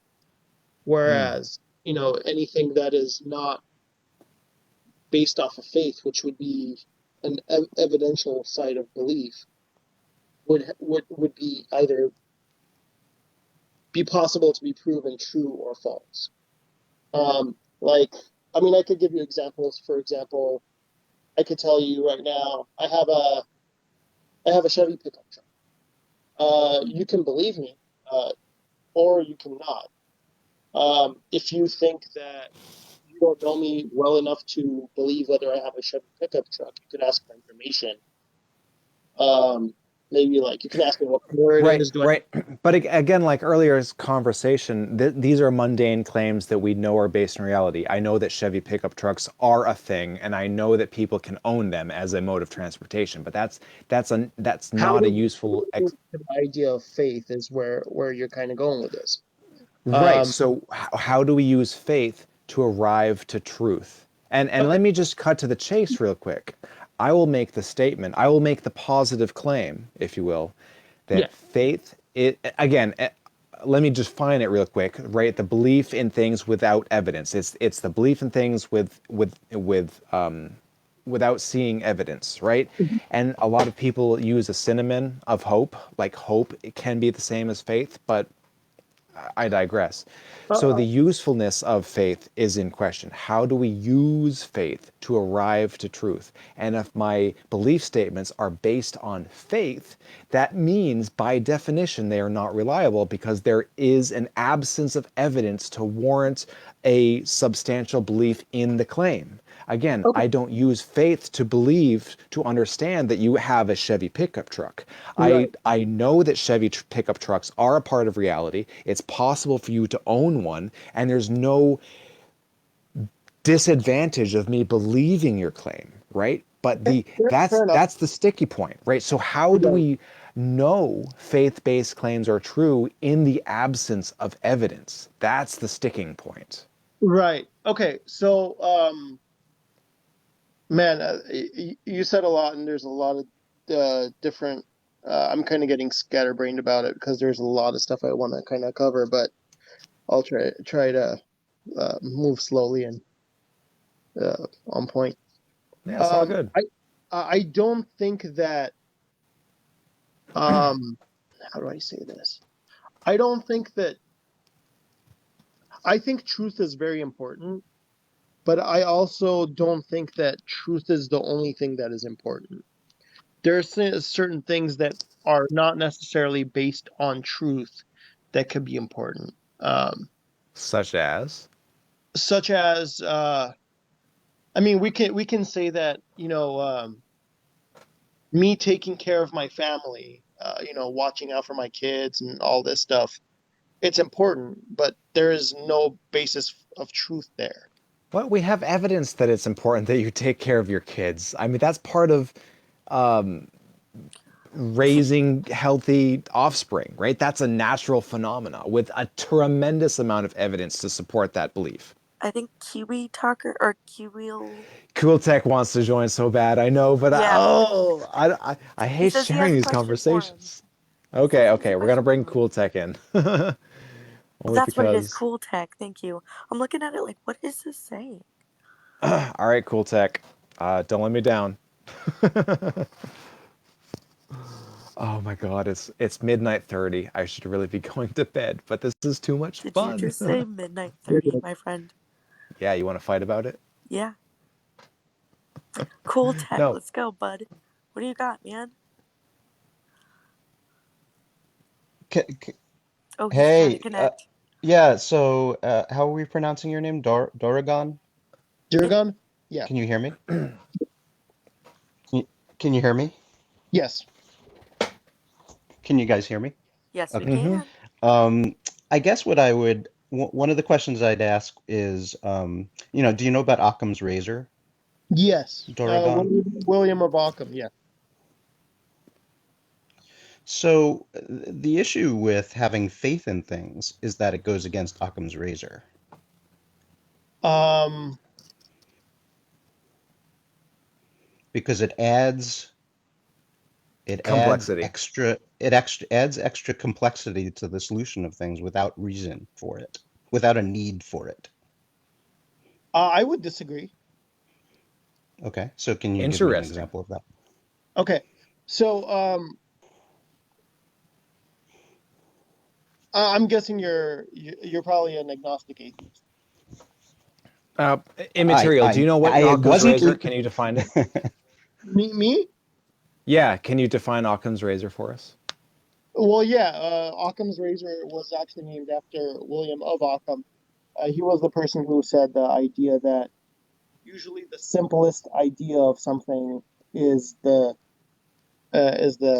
basic Most likely, common, most yes, likely. perfect. Yep, well done. So Or how another do way to you say think? it that maybe. Oh, sorry. Yeah, do not multiply unnecessarily. There's a lot of ways to say it, but you nailed it. So how do you apply Occam's razor and conclude that God did done it is the more likely, easy and more easy, more simple solution? Okay, so there's certain things that I kind of want to bring out before I can go into that, like because um, there's stuff that goes on within us as people to where we have to understand certain concepts to be able to go into like what I'm going to talk about. If we could try to do that a little bit. So like just really quickly, you're agnostic atheist. I am. I Are believe you Cool asking Tech me? is as well. I'm asking cool time. Yes, and I guess you could. I mean, maybe I'm making an incorrect generalization, but I would imagine that the vast majority of people who consider themselves scientists or humanists or things like that are agnostic atheists without necessarily. Um, you um, do you subscribe to determinism? Yes, Okay, I so believe that the universe is deterministic at a quantum level. okay, well, even if let's say just for the sake of this argument, just so we both understand, even if like let's say on a quantum level things could be uh, a free will based, that would still move you into classical physics where things would still become deterministic and therefore you still fall into cause and effect. No, Correct? you're crossing things. So free will is a macro measure or conceptual idea. If I you guess can't. I try to make it simple to, but I know what you mean. It's the point I was trying to make was as far as determinism goes, everything is based off of cause and effect. Therefore, everything is a reaction to something that has already happened. Nothing can happen No, outside. no, no. Determinism just means that there's no, like for instance, the beginning of the universe doesn't necessarily have to have a cause and effect. Right. No. So no, not everything Exactly. is a cause and effect. Wait. Say that one more time. What we as humans would label the quote unquote beginning of the universe does not necessarily have to have a cause and effect. Did not have to be caused by something. Okay. Yeah. I I feel like you're kind of jumping the gun. That, I wasn't. I know where But you're. okay, but let's take it since then. Let's assume that the universe has already exists. That's not where I was going with this. Like that was definitely not what I was doing. Um, Okay. I guess like just to put it really simply, like let's say I'm a determinist also. I don't believe in free will. I don't believe in choice. I don't believe in random. I don't believe in control. Everything is determined. Like things will happen the way they will happen. There is no other way around it. We don't get to pick and choose the information that we gain. This Your is kind mic's of a little off. sorry. This was the kind of the point that I was trying to get to is we don't actually decide the information that we learn. Information just comes to us, and based off of previous information that we have and we hold, we will be convinced, unconvinced, or not convinced of information. So Sure. So, oh, I'd love to. Okay, go ahead. I love the fact that if we take your suppositions at the beginning of the half of that sentence, I completely agree with those and love those, but where you went with them was a little odd. So I would say that yeah, if you and you sound very convinced that believe that, and it's a belief, right? We don't have ultimate evidence. yes, If absolutely. you believe that the universe is deterministic, Uh huh. and that it's just over what we call time, there's the state of the universe evolves based on the physics of the universe, and that Correct. there is no variation in that. Why No, would you bring a god into that nowhere near as that. having some effect on the universe? Well, hold on. Okay, I think you're doing the exact same thing right now that most theists do, kind of on the other side of the spectrum. Um, let me give you my perspective really fast so you understand where I'm coming from. I consider myself an agnostic Christian. Um, the things that I know that we have absolutely no evidence for, and we have absolutely no way to find evidence for, we have no way to prove certain things to be true or false. Right, I but then am how do you taking this. know them? Right, I'm trying to get there. So, things that we know that we have absolutely no way to prove these things to be true or false. Um, these I will only be able to apply in personal experiences. And with that understanding, I can say that I have faith in this. But the thing is, I also have to be agnostic about the whole concept, where I could be completely wrong in the belief that I hold. But the reality is, I have absolutely no way to prove this to be true, other than based off of like certain things that I've seen in my life and things that I've kind of ideas that I've gathered. Um, and outside of that, because like earlier when I said that like we don't get to pick and choose what we learn, we don't get to pick what we are convinced of. Um, I don't get to actually decide for myself that like I have faith in something. Now I can look at like let's say the universe and say that like everything to me from a perspective of like me being a mechanical engineer, where I look at everything needs to have a fit, form, and function. I can look at this universe, trees, plants, people, even with all of the flaws and the problems that we have with all kinds of crap. I can still look at this and think to myself and say, does this look architecturally designed to me? Is it possible? Is it a possibility? Yes, it's a possibility. Do I have any possible way to actually make a bridging connection that we call the gap of God of the gap fallacies? Absolutely not. I don't think these two are exclusively on the same plane that we're talking about. Um, if we look at the idea that like eventually one day when we have enough information we will be able to make that connection, the reality is it's not true. That's not the case. If there is a God, and I'm saying if there is, I can believe there is, but the reality is when I talk about this from the perspective, is this thing true, I can't tell you for sure because I don't know. I have a belief in something like that, Yeah, but the so I truth. guess so you said you're agnostic, which is good because you're saying you don't necessarily know everything, Right. but you're also saying that you're a Christian, which means that you believe in the doctrine of Catholicism or Christianity. I mean, No, are you Catholic or not completely. So let me give you my perspective on that so it makes sense. I look at a lot of historical evidence, which we do have, and I'm able to put those to the test and see how they actually hold up.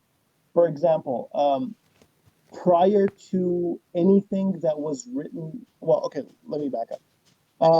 The four anonymous gospels that were written, we know when they were written approximately, and what was the chronological order of these were being written. And prior to Mark being the first one written after 75 AD, we have absolutely no evidence of a historical, physical Jesus walking around on earth doing any kind of miracles.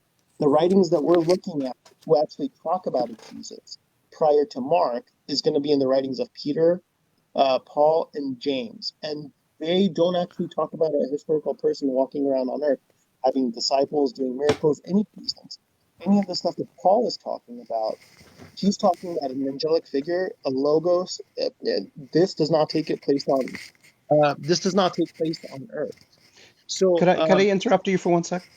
yeah, please. Because I happen to have had an interesting conversation with my wife earlier today where she had a really good sort of easy to hold concept of what you're talking about when you're talking about, let's say, the first gospel that you're talking about. I guess you said it was Paul or whatever, 75 years The after gospel Jesus. was that's Mark.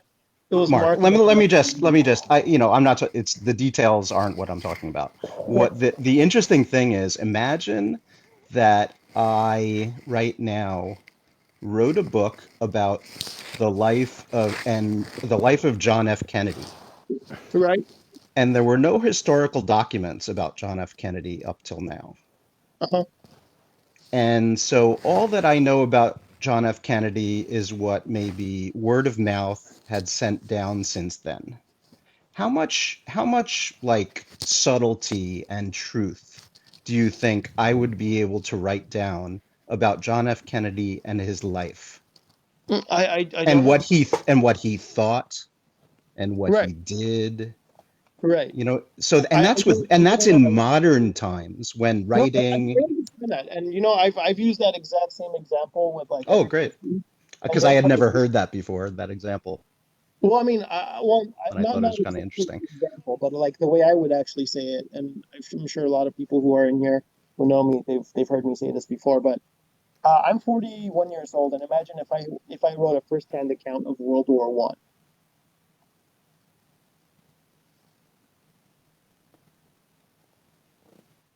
Right. So I understand that. Like, let me. I'm a Christian who doesn't believe that Jesus actually existed as a person. We have no evidence for it. Okay, So a per- so yours is more of a.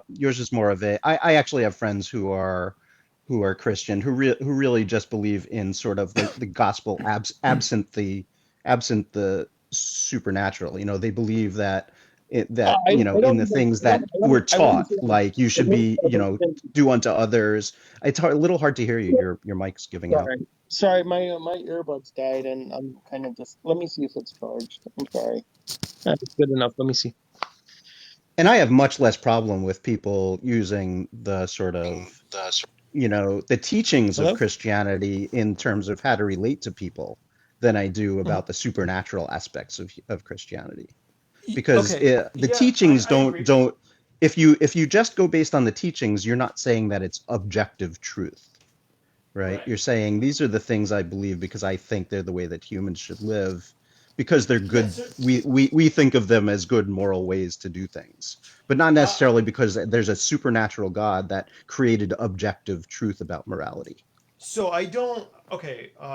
Two things. One is, I do think there are certain things in Scripture that, whether I believe it or not, regardless of that, I think there are certain ideas that we can actually hold uh, to better well-being for humanity and for community and for just life. So I think those things we should be able to use those. We should be able to apply those. And if those are able to help you be a better person for yourself, for your family, for your community, then you know what? Faith is a good thing then, and it works for you. And I think that's good. The problem that The comes with okay, go ahead. I was going to say the problem uh, that comes with it is that history has shown that it's a very lopsided equation.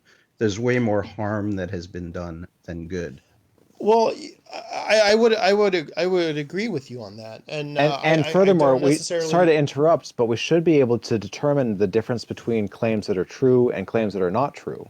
And our endeavor to believe said claims should be predicated on whether or not they are valid when compared to the facts of reality. So if your claims are fundamentally unprovable, unquantifiable, non-testable, then they should be relegated to the realm of doesn't matter, right? There are some questions that will never be answered, but it's That's important fine. to I mean, recognize the if my difference faith is between gonna claims if that my can faith be is gonna answered. that's fine. I mean, if the concept of my faith is gonna end up in a place where it doesn't matter for people, that's totally fine. That's my own, and you know whether that helps me or not. Let me ask you this. Do you believe in a directly intervening God? No. I think the example I use for that is imagine like a bowling ball.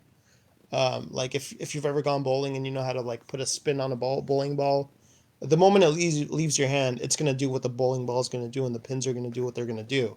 So So you if there believe in is a God God as and creator. A prime it, mover, a deistic god. from a perspective, yes. So if God created all of this, once it was created, God's hand has not been in this after that. Okay, well that's a very, very different take on God than the vast majority of religious people have. Right. And And I and mean again, one if of you the want to call it God, I have It's sort of like, that's the same as me calling it the universe, There's no I Well, can that's distinction call the between yeah, God that's I and the can fine. call the universe. sun You can God. okay. Yeah, I mean, I get you can call that whatever you want, and that's totally fine. The But beginning I of the think universe is the universe, right. So if the beginning of the universe was quote unquote caused by God, then all you're really doing is saying that the universe, the same thing that I say caused the universe, you call God, and there's no distinction other than a word in that sense. Okay. Wrong. But I think one of the other things that like I've been trying to say for a little bit, it just never really got the chance was I don't believe in anything supernatural. Like I think everything that happens is natural. And we see And all of this therefore, in and that has to follow because you don't believe in a directly intervening God. If there was a directly right. intervening God, which was perfect and all powerful, it would have to be supernatural. Right. That makes sense. Yeah. So then why even put the label on it is I guess the question. Because we don't get to pick what we're convinced of. Yes, we do. No, no, we don't. Oh, How because do, you think it's deterministic. So your excuse is that well, you no, no, don't have I don't think control of. it's an excuse. It's like right now, can you be convinced you have like No, $10 billion in the bank?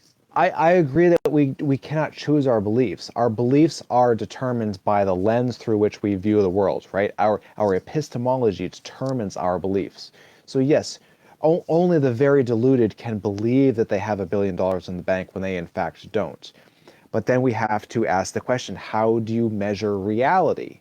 And if you want to just posit a deistic God, the prime mover, then that's useless information. It's not relevant to a conversation that is based in how do we elect our legislatures, right? How do we determine what is and what is not morally acceptable? It's just it's a waste of conversation, in my opinion. Not just waste, though. You said a really good thing, right? With our legislators, for instance, because if we have legislators who believe that there is objective truth based on their religion, they are going to make decisions based on with a lack of evidence versus having evidence. And that's Right. a And really bad way to go about that things. Hold on. that I'm sure you'd be able to tie this into like what you were just talking about earlier, but I do believe that there is objective and subjective morality. I just don't think our morality comes from God. There is no interesting such thing as topic. objective morality. Yes. So There, actually, there actually is. all right, let me put it this way. It should be universal that grape, right? SA should, and we see this in other cultures, not just human, but chimpanzees, bonobos, orangutans. This Dolphins. form, dolphins, right? There's an aggressive form of SA that is pretty universally condemned as unacceptable behavior among social creatures, right? But then we have to put that little spin on it. What is a social creature? What about that practice that is not that is still present in unsocial creatures, right? So again, at the end of the day, morality is absolutely subjective, but we like to pretend that there are some objective truths because we observe certain behaviors and we all can condemn them, right? But that doesn't Wait, mean necessarily that they are objective. That is a form of subjective reality for social creatures only. And we are So social creatures. It's so here's complicated. so here's the thing. There are some creatures on this planet that have evolved where there are not enough of them. And I do not condone things like this or violence, but they there are not enough males to females and the males physically have to grab the females. It's usually like insects and stuff like that where it's like they don't get a choice, but it's like female spiders, stuff like that. Go ahead, Guido. Exactly. Welcome, Guido, Oh, to the conversation. how's it going? Well, Hopefully Yeah, my let's heater's not too loud. If it is, I'll turn it off. no, you're good. But no, like it's good. Someone like asked me, "What's SA?" Please educate me. It's schmeshmal, a schmalt, and I know that's a terrible way to define it, um, but it's hold on. SA. It's The obtrusive act of a sexual nature. the violent Yes. form of asexual nature. advancing on one without their consent Yeah. and creating And physical, right, emotional harm and and whatnot. I bring it up because it is the most obvious form of a universally condoned. Condemned act. Right. It is one of the very few things that any sentient creature practices that should be universally condemned. However, we see Can it as a form of reproduction for certain purposes at certain times, and it's complicated, right? So the whole concept of universal moral values is absurd because we can observe how actions are subjectively viewed as moral or immoral. So I just want One to add thing that I'm that a one moral realist, but I am also an atheist. So, but I think this is just like a philosophical debate and not necessarily based on whether or not you have an objective founding on some like creation of a god. So in terms of, I'd like to on moral objective morality. Imagine the Earth without humans, right? I We're try the to ones. imagine that every day. so I think We are okay, the I think ones who label morality. Nature doesn't care about morality. I would Well, disagree because yeah, I would I also can say disagree. yeah. Look, there's a perspective to this that I think, regardless of whether humans existed or not, morality would still exist, and morality is Such as what? always going. It's Give an going to be the example in nature of morality. it's going to be the well-being. Altruism is a trait that is shared by all social species, especially apes. And is that due to evolution or due to some form of objective I would say it's morality? due to evolution because Yeah. well, evolution would be a part of objective morality, wouldn't it? No, It's an objective morality, the interpretation of morality is an so interpretation of the end result of evolution. I would say that empathy is a emergent property of social creatures. Whenever you have social creatures, like lemurs, like chimpanzees, like dolphins, you have an emergent property of empathy because greater empathy increases the likelihood of the species procreation and survival. As Well, does let's establish. war. We can establish that, just even on a personal level, we can say that you would not want to be physically hurt, and you do enjoy like pleasure, or you have desires that you would like to fulfill. Humans in general have shared experiences of reality. Well, I mean, it's not just only humans, I but don't think the that's thing like is, species specific. I think that there's like right. things of reality that all things share. Well, pain is an evolved mechanism. The tubes that existed I would agree with before there that. were neural endings did not exhibit pain. Well, okay. I mean, we're using pain to describe it from this perspective, but I think it still comes down to the well-being of whatever the society is that we're talking about, whether it's sea stars or like humans or Do dolphins or paramecium experience morality? what's a paramecium? So Is that a certainly there's bacteria? like moral. Well, certainly there's moral It's like been a while. measurements can be made on it. You know what I mean? And it's not necessarily that And is that moral morality measurement is based? experienced by them. It their awareness of morality? Because surely if we're like objective moralists, we're not going to say it's due to their like opinions, so they have morality. We're going to say it's a fact that they either contain knowledge of or they do not have knowledge of, right? No, I said, do they experience it? Well, I don't know. We can't communicate in a way to know, right? I'm asking if you think they do.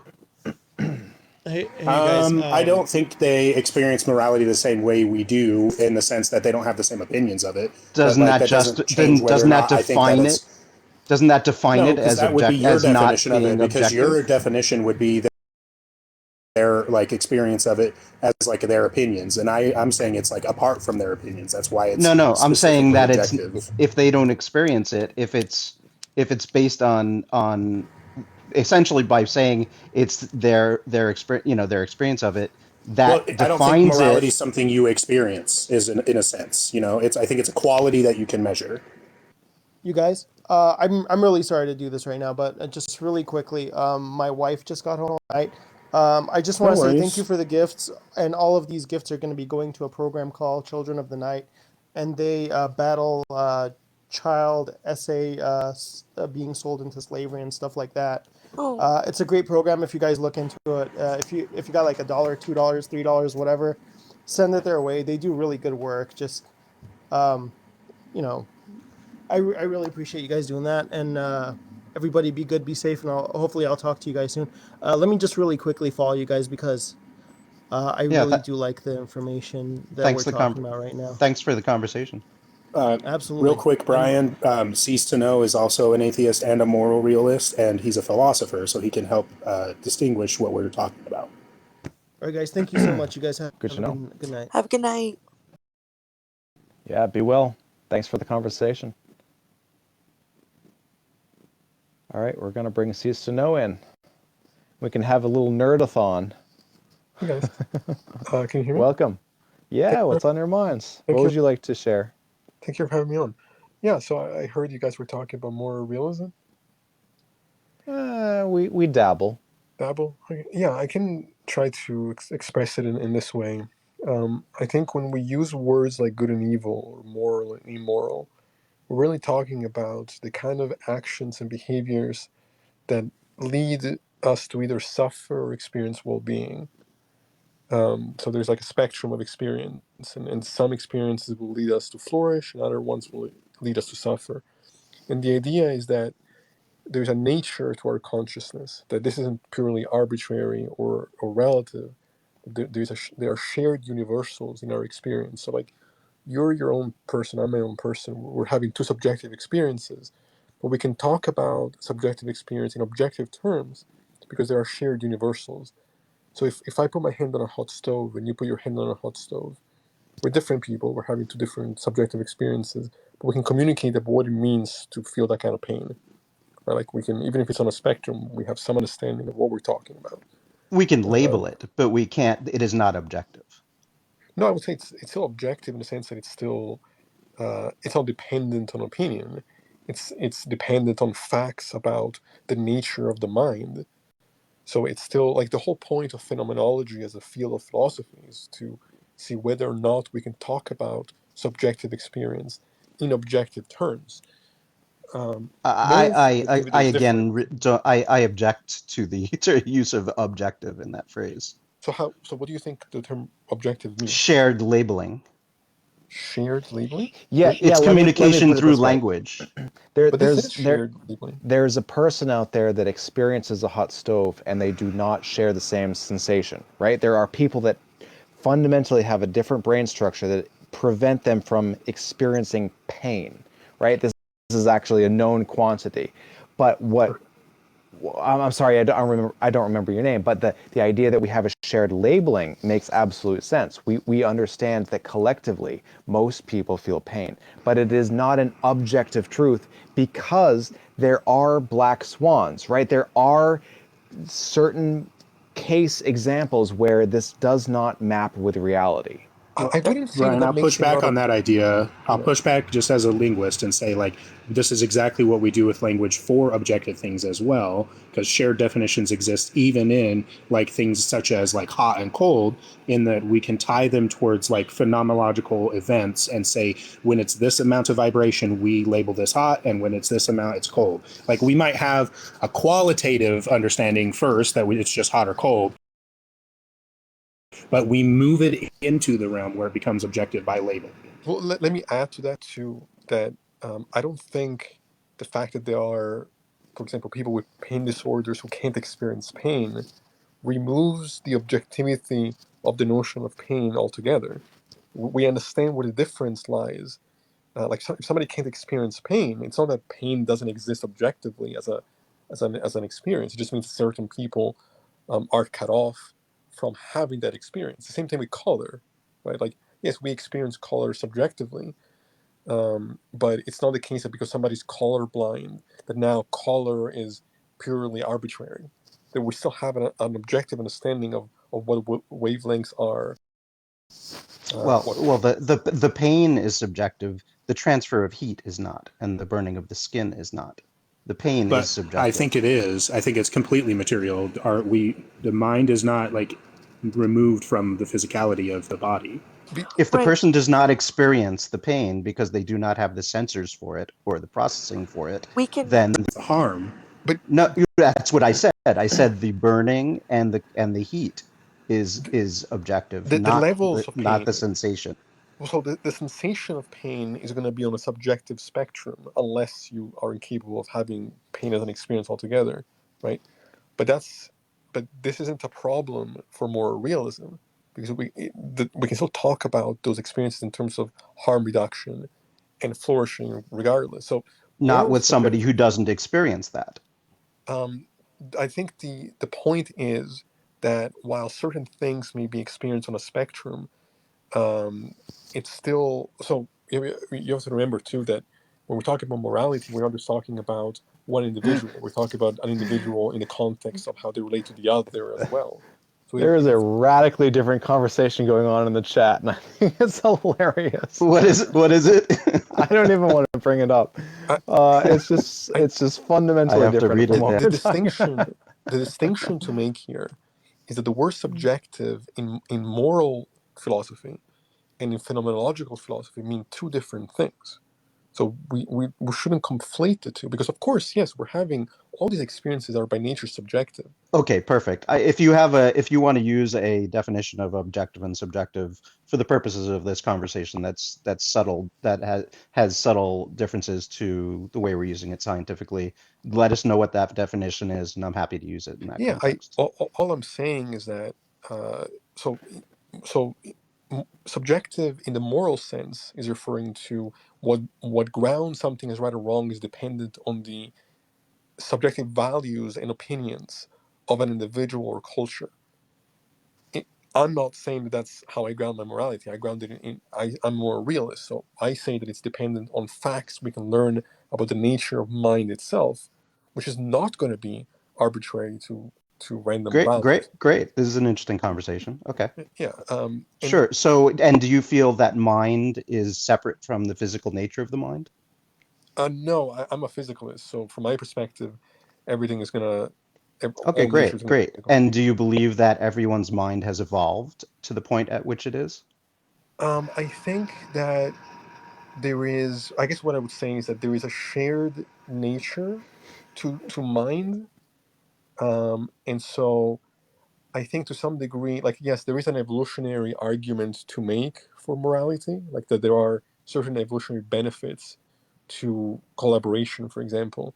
But I think there are certain aspects of moral discussion, like in relation to the nature of consciousness, that I think are. Is it a shared reality like music is? Like we can all appreciate music to some degree, so we all appreciate moral judgments and values, right? Am I on in the ballpark? Or See, you mean I'm something actually different? making a stronger claim than that. I'm saying that it's not just because if we're talking about evolution, right? We could be talking about just human evolution. I'm saying that this actually applies to anything that has the capacity to experience. So we have. Yeah, so I'm not saying it's just humans. What if we're talking about the types of morality that you're talking about? I am I am saying that's just another label for emergent properties of successful evolutionary strategies. I would say that it's emergent properties of facts we can learn about experience, about the phenomenological experience of conscious creatures. So we have a more That responsive doesn't disagree with what I understanding. said. We can Right, we right. can view it through that lens. That Yeah, certainly yeah. doesn't disagree. Yeah, no, I don't I'm disagree a with that. biologist, so I would love to add it to evolution, though even I am slightly like worried about what it means to apply morality to like evolution by itself, because there are selective advantages that we would not label moral in the sense of morality, because they're just arbitrarily better for the environment. But when you have higher knowledge and how it affects the rest, like then you would say that to us with higher cognition, this is now immoral because of our empathetic state. It's an interesting. We're in an interesting time, right? Because our ability to affect evolution, we now have a very significant ability to affect evolution, and so we sort of can't Definitely. and so we can no longer say that the actions that we take are purely evolutionary. Like we can say, like if somebody destroys the world by setting off, starting a nuclear war, that obviously is not advantageous for the prolonging of the species. Right. But that could happen, and it's a result of the evolution up to this point. So we have the ability to like do bad. Evolution can take bad turns. For sure. Probably during evolution, I'm sure that successful populations were wiped out due to natural consequences, for instance, right? There, but in general, if we look at the broad arc of evolution, the place where we're at now has taken into account all of the types of things that you guys are talking about in establishing our current interpretation of subjective morality. But It considering is all advantageous to the But if targets, we to had the the ability to multi. communicate, surely if we That's had the ability to communicate with through language to like another species, this would be more foundational to our argument, right? Like it stands juxtaposition that we are the only thing that communicates with another, like with each other, right? We don't communicate with no, language another way. not with language, but other species certainly communicate. sure, yeah, Right, but I they don't don't think Well, extract like there, symbolism into like I formulating would concepts like there this. are I there are would actually, disagree. yeah, there are case studies of like Bunny the dog that can use push yeah. buttons to communicate with the English language, right? All right, here's a curveball.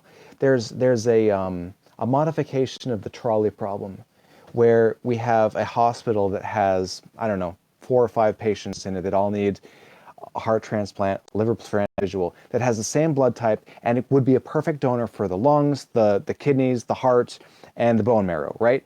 Is it morally justifiable to take that person and harvest their organs to save the life of those 4 different people, Yeah, right? so This, yeah, or can we remove ourselves from the equation so that that moral objectives are separate from personal well-being and look at the whole. So let's think about it yeah, for a minute. Think about the population growth of the human species. We have removed all of the selective pressures on us. There are no lions, there are no tigers, there are no bears that keep our population in check. Right now, we are in an exponential growth curve because of our modern technology and our modern medicine. And this growth curve is leading us to ruin. At what point do we draw the line where we have to actually consider the population growth as a check to our survival? yeah. No, I get what you're saying. I've thought about this a lot, and while our I guess the moral mathematics of we would say, okay, if we sacrifice one person to save 4, that sounds mathematically what we should do, but intuitively it seems wrong. What I would say though is that we have to be aware of the consequences of living in that kind of society. That even if the math seems off, like um, ultimately it's more beneficial for the well-being of everybody in the society to not live in a society where we could be vivisected at any point, just because we're a match. Like ultimately, How do you come to that conclusion? because I think that just the pure anxiety of the lack of safety and personal freedom that would result in living in that kind of world where we could just be taken against our will and have our organs harvested, You would have no outweighs. anxiety about it if that were the norm. I don't know if that's true. I think that um, there may be ways of potentially uh, I think We have societies survive. around the world that do crazy things to within the groups, and they have no anxiety about it because it's part of their culture. Yeah, I think that it. Well, it depends on what you're calling crazy. Like, it depends on what those actions are. I think Well, it's I'm calling crazy what we would perceive as crazy because that was the basis on your judgment. sure. I guess I'll try to clarify. I think it's one thing to engage in certain cultural norms that seem how do I want to say this? I guess one way of saying it is that I would call it immoral regardless, because I think even if there are certain situations where all options are harmful, some options are going to be more harmful than others, and so in that case, So it's any a action spectrum, we right? take that causes harm is going to be viewed as immoral regardless. Well, it's a spectrum, right? Yeah, exactly. Some things that But we take that it's we an think are harmful. equation.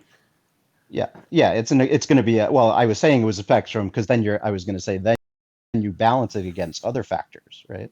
There are Yeah, Right, factors that are exactly. You factors have to about the add up the individual. factors.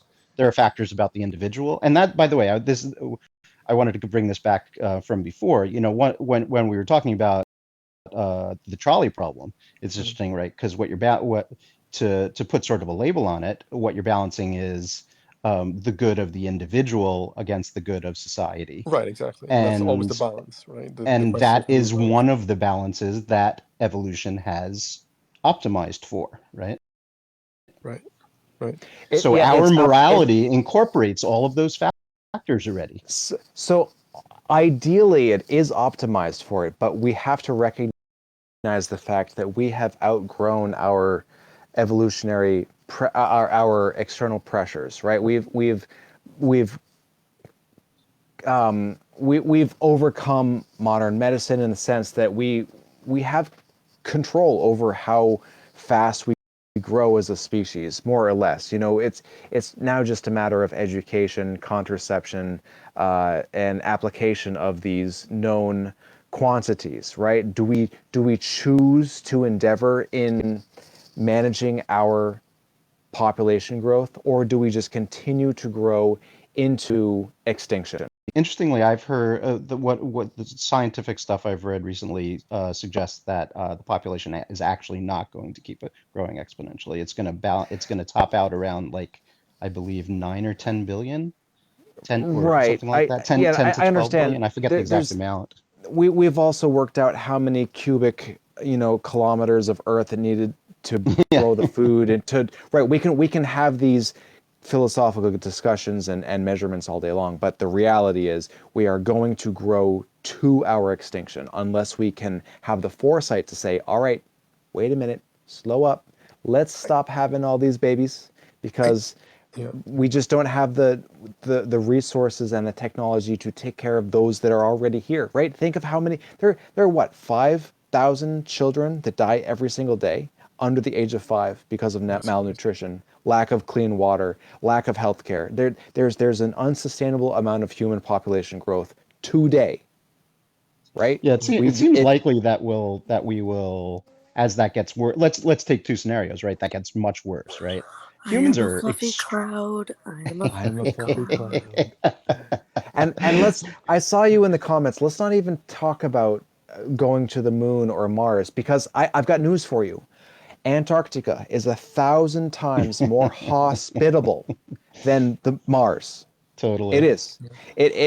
Antarctica already has a magnetosphere, plenty of drinking water, a breathable atmosphere, and you still don't see people lining up to go and live in Um, Antarctica, right? I I So wanna I And want moon to just dust is quickly everywhere. respond to one thing that let's was brought let's up let's put a earlier. break on that idea. I am skeptical of the idea that we could somehow just culturally get on a global level people being comfortable with the kind of society where we could just have our organs harvested like that. Like, yes, maybe you're right. There may be certain groups of people in the world that can just engage in what we would view as crazy because it's just their cultural norm. But there is some instinctual thing that kicks in there where I don't think on Well, a we've global had level. plenty of these science fiction movies, right? Where like, people don't have access anymore due to some kind of environmental factors to, Sure. healthy organs, and there's a small group, and so healthy organs become a commodity, you Right. know? Well, Yeah. I No. mean, all I keep coming back to is the guy that is like donating his body to do the head transplant. He is completely paralyzed. like he's a quadriplegic, and I mean, there's a really good chance that he's not going to make it, and they'll donate the rest of his organs and everything to science, and like, but he's donating his body, and on the off chance that this works, I genuinely don't know that he's getting a working body out of this situation. But Wait, like, he's donating his head to someone else? so that's not how this works. It's complicated. It's complicated, yeah. So he's getting a new body. So he's going to keep his head and get a new body. Well, I mean, how would you get a new head? Yeah, that'd I be guess you'd take your brain and stick it into someone else's head. Nope. It's a full head transplant, as far as I'm concerned. As far as I've read. Yeah, I know. I keep thinking like, but it's gonna take hours and hours and hours, and there's like 50 something doctors in the room, and it's crazy. And the more that When and where is this happening? so it's definitely not here in America. You mean it's abroad? Okay. Interesting. Yeah, Yeah. I think it's in Sweden or something. But go look into it. Look, it's head transplant. Like is it this year or like Oh when are we God, it talking? definitely can't be this year. But the man's plan was to, I forgot what it's called in Sweden when you're allowed to, like, end your own being.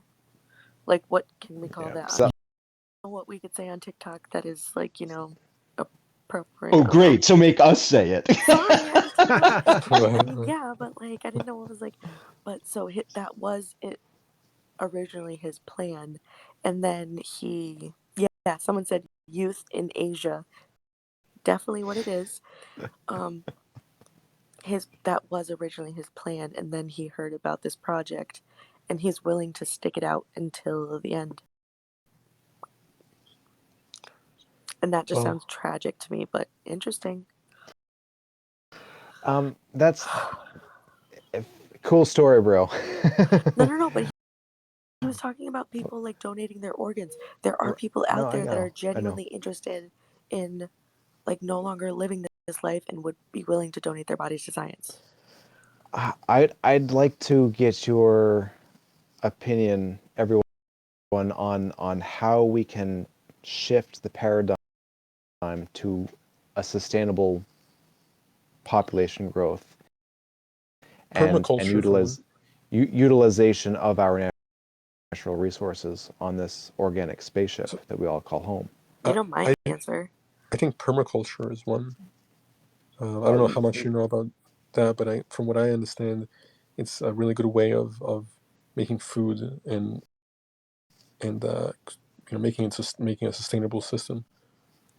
What could you To pinpoint again the fact that no economy can grow with infinite growth, right? Every economy, whether it be a monetary economy, a production of commoditization economy, the growth of a organism, right? We can look at bacterial growth, human growth, ants, species, right? We look at any economy and say there have to be a certain amount of selective pressures that prevent infinite growth. We can look at the Burmese python exponential growth in the Florida Everglades as a case study, right? We've got case studies all over the place. The greatest case study is the human explosion. The human species have exploded beyond our wildest dreams, right? We went from being below a billion population to over 8 billion within a matter of decades. It's so And crazy. it's Exponential. insane. It's absolutely unsustainable. So how do we change the paradigm from, well, let's just try to solve the food problem to let's take a step back and look at the exponential growth and the lack of selective pressures problem and realize that we have to have some kind of brakes on our growth. How do we Someone in the do chat just that? said the guy that was going to do the head transplant apparently fell in love and bowed out. What? Drums. That's crazy. Yeah, I don't know how to answer that. I agree with you. It's a real terrifying issue. How to navigate that? I I have don't a know. thought about it, which, if we go back to, you're presuming that we need to do that. as you stated before that, every other instance of growth has been capped by environmental factors. So Yeah. why should or would it be any different for us? And in fact, it probably isn't different for us if we consider ourselves part of the environment, right? How Well, There so? will How be certainly. would you say environmental. that this type of like climate Um, change and like that kind of apocalypse is not exactly that? That the yeah. environment is telling us this is the limit. Um, Exactly. I Right. mean, we are interacting with our environment the same way the python interacts with its environment, right? And the environment evolution will, you know, stop it from becoming infinite. Guys, I gotta jump off, but thank you so much for having me. I just followed you back, Skeptic. So good Yeah. Well, conversation. thanks for Thanks for being here. hopping up, Yeah. Cease, and Yeah, helping thanks. with That was the great. moral realism. Good night, guys. Thank you. So Have a good one. I have a question for you boys. Genuinely, what do you think the world would look like without money? I'm bringing Kelvin in. All right, Kelvin, you're up. What do you think the world would look like without money? Without money, Yeah, no. post monetary system. What does it look like? No pressure. You guys from Europe, say China, you think too much. You are growing too much. And please don't put us in this Africa. We are okay. We have the vast land. We, Oh we are not no! extinction anyway. So you guys, because you live in islands like UK, which is actually a province in one of the countries in Africa. So you think you are growing too much. Okay, Cool. try. Let him back in. I think he popped out by Oh, accident. yep, yep, yep. Well, you understand how resources work, right? Like if you have Yeah, infinite resource, you can have infinite growth.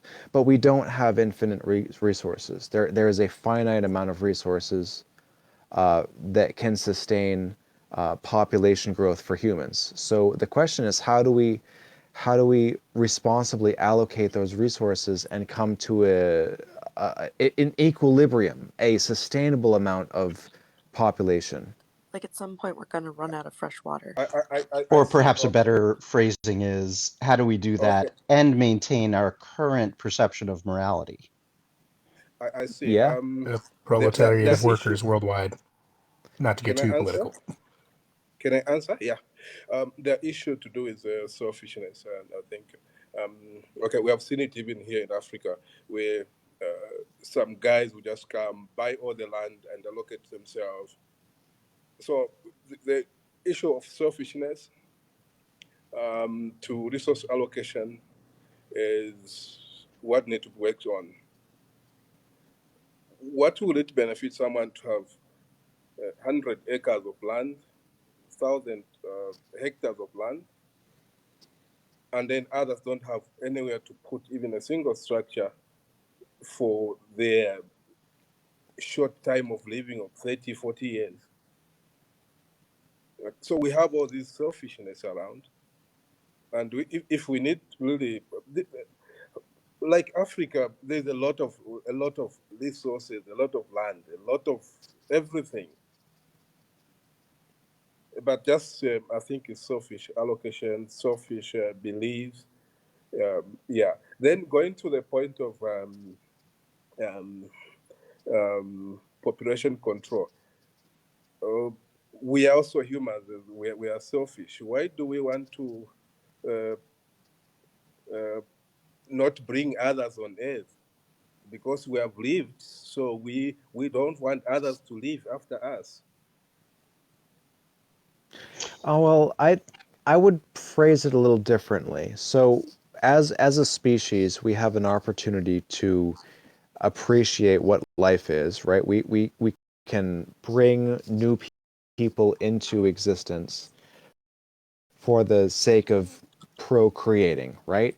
But we also have to recognize that there is a finite amount of resources on the planet that can sustain a healthy, manageable amount of humans. We can look at resources for any population, whether it be lions, tigers, bears, oh my, right? Like we are smart enough to create the worlds where we can thrive to the point where we are unsustainable. We have already proven this through our agricultural processes, our medical processes, our ability to harness the natural resources of the world to the point where we are literally going to cook ourselves out of existence. So Have you how do we draw the have, line? Where do we have begin you to checked un-F the system? have you checked the world growth, world population? Yeah, we used to be Okay. under Yeah, a just hit billion 8 a billion. matter of decades ago, and now we're over 8 billion. Do you think it's sustainable? It is sustainable depending on where you live. You can't. No, as far as the whole planet goes, at some point there is a finite amount of fresh water on this planet. We will not be able to make enough fast enough, but like people needing fresh water, we will not be able to get it. Are you sure? Yeah, Yeah, fresh that's water makes up pretty about solid science. it's between what 2 and 3% of all the water on Earth is fresh water. Yeah, it's about 3%. Could be a little bit less now.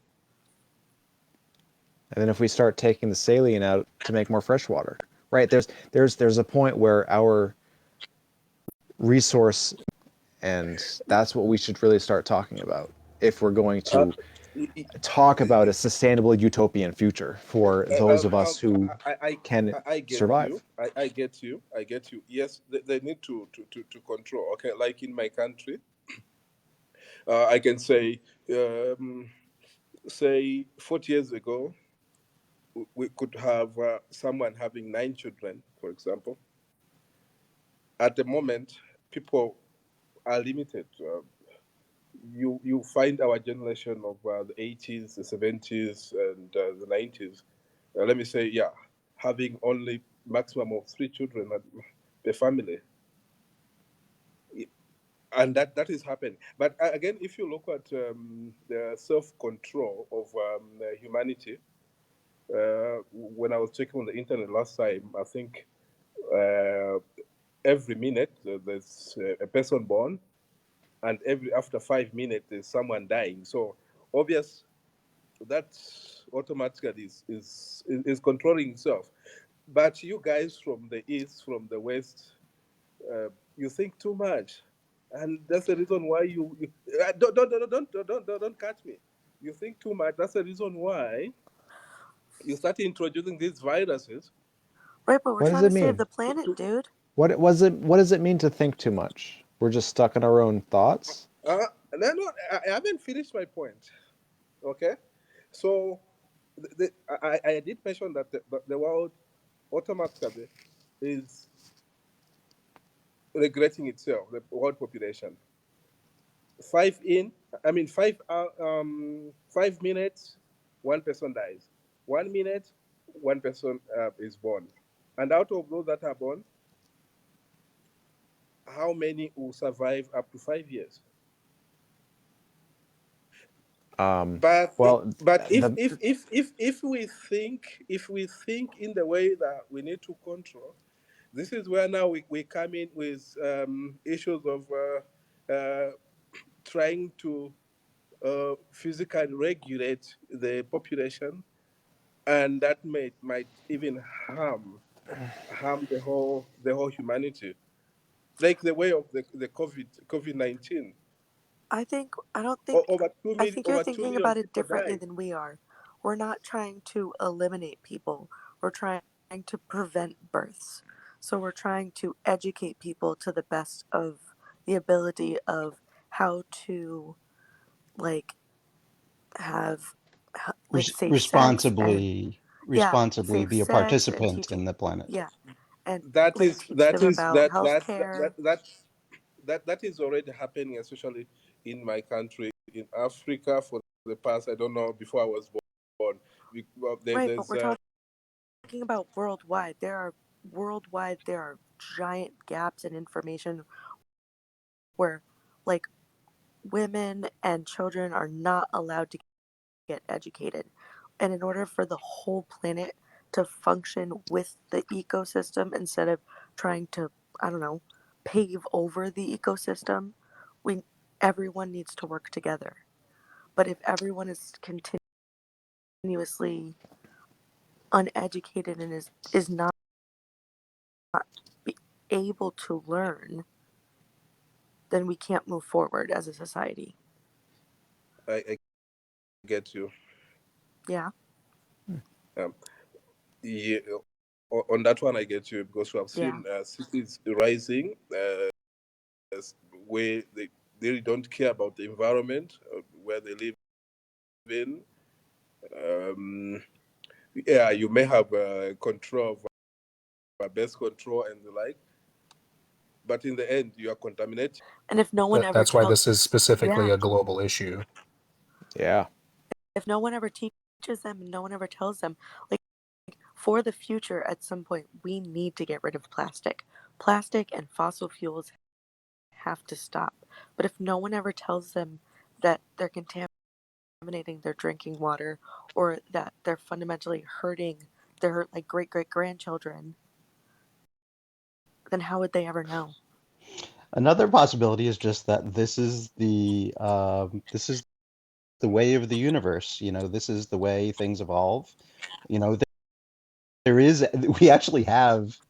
we can do a thought experiment that suggests that what we're experiencing happens everywhere with no exceptions, and that it results in Right. It could be The great filter. an intentional self-correcting mechanism, or just a non-intentional self-correcting mechanism. One or the other, right? Someone just So said fossil fuels are good for the planet. Just to add on as well, in my country, I think we got some independence from Britain some 60 years ago. So what happened was during those times they used to build sewer management system. At the moment, the cities are growing, and I've not seen the government encouraging sewer management system. Everyone is digging a soak away. You know, where you have the 20 by 20 living plot, maybe 10 hectares, 10 hectares of land occupied by 20 by 20 houses, and each house has got its own borehole for water. So you've seen how the groundwater is being mismanaged. it unsustainably the unsustainable practice of resource allocation or management, or mismanagement. Yes, that's what we're talking about. We're talking about solutions. So how do we come up with solutions to these fundamental problems? Chelsea and I have been talking a lot about this offline, and we think not the only solution, but part of the solution is grappling with the real problem of unsustainable population growth. That's part of the solution, right? There are other solutions like proper resource allocation or proper resource management, right? How do we create a utopia? And the purpose of having this conversation is to highlight the big questions that we need to answer, right? These challenges that we have to solve in order to survive. Because if we don't have this conversation and shift the Overton window into the realm of realistic solutions, excuse me, then we're never going to realize these solutions if we can't first start talking about it. I think So, if we were going on to that note, are you ending? soon, Okay. I am getting tired. But Yeah, on yeah. that note, let's talk Yeah. about male birth control. Ooh, wow. I just wanted to say one thing on that last point, which is I think it might be useful to think of the solutions under two umbrellas: technological and sort of societal or political. Yeah. You know, those are really the two places that it's either going to come from social contract or it's going to come from technology. Those are Yeah. really our only two sources of progress, you know?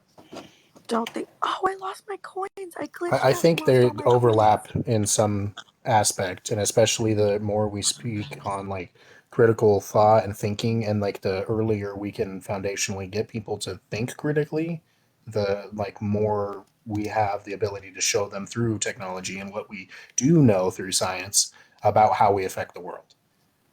Right. And hopefully that can lead to legislation bodies, you know, Yeah, definitely being rooted in science. Yeah. that you would Don't, hope that if we are like a species that believes in this kind of like good onus to do good to the environment around us, that if you had more people aware of these facts, then more people would be like protecting it, you know? So what Yes, was you're this? We're right. going to mail The what? the Earth oh, will still be here oh, let long me, after we're gone. oh, But let me what bring we're talking about the sustainability of the human race, right? How do we manage the human population growth with the resources available in order to propagate into the future without cooking ourselves to death? And I brought up male reproductive health or male birth control because it's a technology. It's part of the social contract that we have so thoroughly ignored for a long time. It's like bringing 100 students into a school for plumbing and telling half know anything. Just don't. you can use plastic band-aids. Or linen socks, right? Oh my God. Or we can actually approach this conversation rationally and critically, and put some of the onus, in fact, a tremendous amount of the onus of the problem on 50% of the problem, right? Like it takes two to tango, right? So, So if we're ignoring half of the solution, then we're never going to get to a sustainable future. Chelsea, go. so there are more men that have, let's say a man could technically get 12 women pregnant in 12 hours, technically. Or you could take one Hell, sperm sample and what get one like a ejaculation can billion women pregnant. impregnate 100,000 women, Yeah, right? yeah, The math technically. checks out. Trust me. But you, a woman can only get pregnant once a year, and we've been putting it onto women for so long with so many repercussions. Like, side effects are horrific. Like, women are willing to be at risk of stroke and like death for all of these different side effects because there are no other options. So, like honestly though, there used to be research into male birth control in the 80s. They had something that was almost perfect, but guess what? Men didn't like exactly where it was gonna have to be. Um, the injection site was going to be uncomfortable, quote unquote, and the funding stopped. I want to ask Kelpie a question. Is your caps lock button broken? Is it Pardon? possible for you to type in lowercase letters, or is caps lock like your thing? Well, surely, Chell, this Oh, is a non-issue because microplastics are going to make us all sterile anyway. that is not me. Someone Okay, else is but typing that. Yeah, I'm if actually not sure I agree with Brian and Chelsea about it being about population being the issue. Well, it's Like not for sole. It's not instance, the sole issue. No, it's not the sole issue, but it's part of the equation. obviously it's part of the case. Yes, yes. so But if for I have instance, like what a we 50 find. piece puzzle, it's just one piece. Yeah. Oh, okay, yeah. But you know, we know, for instance, that as populations become educated and advanced, they go below the sustainable rate of reproduction. Right, but how do we convince those places to become educated? How do we convince places like America to push aside religion and push aside what makes people feel comfortable Mhm. to push So forward logic. I guess right. No, absolutely. But I guess the point was rather than trying to target uh, reducing population, let's say through male birth control, you know, I don't think necessarily that perhaps education, increasing education is a better way of thinking about it, right? Oh well, With yeah. the side effect of with one of the benevolent side effects being Certainly, the proven, the most cost-effective method of population control is education of women and access to reproductive health care, like contraceptives. That's Do, by do, far the easiest. But we're population growth that are going to do get us you in mean irreversible trouble, right? So how do do you we mean take some extreme measures to counteract this evolutionary problem um, issue. So yeah, yeah, so it's what do you have any estimate? I've read some estimates. Do you have any estimates that you use about what population is sustainable in a reasonable way on the earth? again Even using our current technology for generating food and such. right. That's above my pay grade. I've also heard that there's plenty of food in the world. We just don't distribute it. Sure, So yes. In that a Yeah, we perfect waste about a scenario, third of all food produced in America. so right, right. I have a theory about this. So not only do we have enough food on the planet, but Guido's right. Most of Americans' food is thrown away. Here's the thing. We take too much time at looking at what looks good and what looks appetizing, and most of our fruits and vegetables that are ever so slightly deformed are thrown away, which is absolutely outrageous when half the planet is starving. So, Has like found many ways to use blemished fruits. They make purees and applesauce. Like there's all kinds of different things they use them for. Like I don't think that's necessarily the waste. The waste is from consumerism because then you make like 15 sandwiches that day, and because you didn't sell them, you like throw them away rather than give people free food. You know, like most businesses would rather nobody got to eat it than somebody got to eat it that didn't pay. so I work at a college, and the gallons and gallons and gallons of food that would get thrown away at the end of the day would, it literally broke me. And we went through, and the entire college system, like the amount now, all of supposedly, which, politics, supposedly. Seem to be agreeing. It's like, well, it sounds. you look at I don't want to mention countries, but there are some countries in the east that are going up to 2 billion humans, and those you can't say they're not educated. Uh, those countries can go in Africa maybe 20 times, 50 times. But the population of a single country is more than the whole continent of Africa. And Yeah, those are well, the you mean people China and that India have and all the technologies and everything. So what is really lacking there that they can't control themselves? Yes, they have set someone to have only maybe two children at a time. But projection is saying that by 2050, those guys will be maybe half of the whole world population. Okay, So can we talk about the quality of food too? Because the quality of food in America, considering like the cancer causing agents, all of the things, it's not sustainable in the long run. The amount of corn syrup and sugar and things that are actually in the American diet. We need to go back to healthier foods and across the world be able to sustain a healthy diet for everyone. Because right now, what we're trying to do is outrageous. The least healthy foods are the cheapest. The high sugar, the high fructose corn syrup. It is crazy. I know you're giggling and you're laughing, but it's true. The N- Doritos and the chips and all of those things end up being n- where people are in the middle of nowhere. Getting to the 7-Eleven is much easier than getting to the farmer's market. No, I was giggling at a totally different concept, Okay, right? good. There are some people in the chat saying, "Oh no, birth control isn't the problem. Birth control, just ignore birth control. It's not a thing." But let's So that's so it's like surely cool. It's not necessarily the population in and of itself.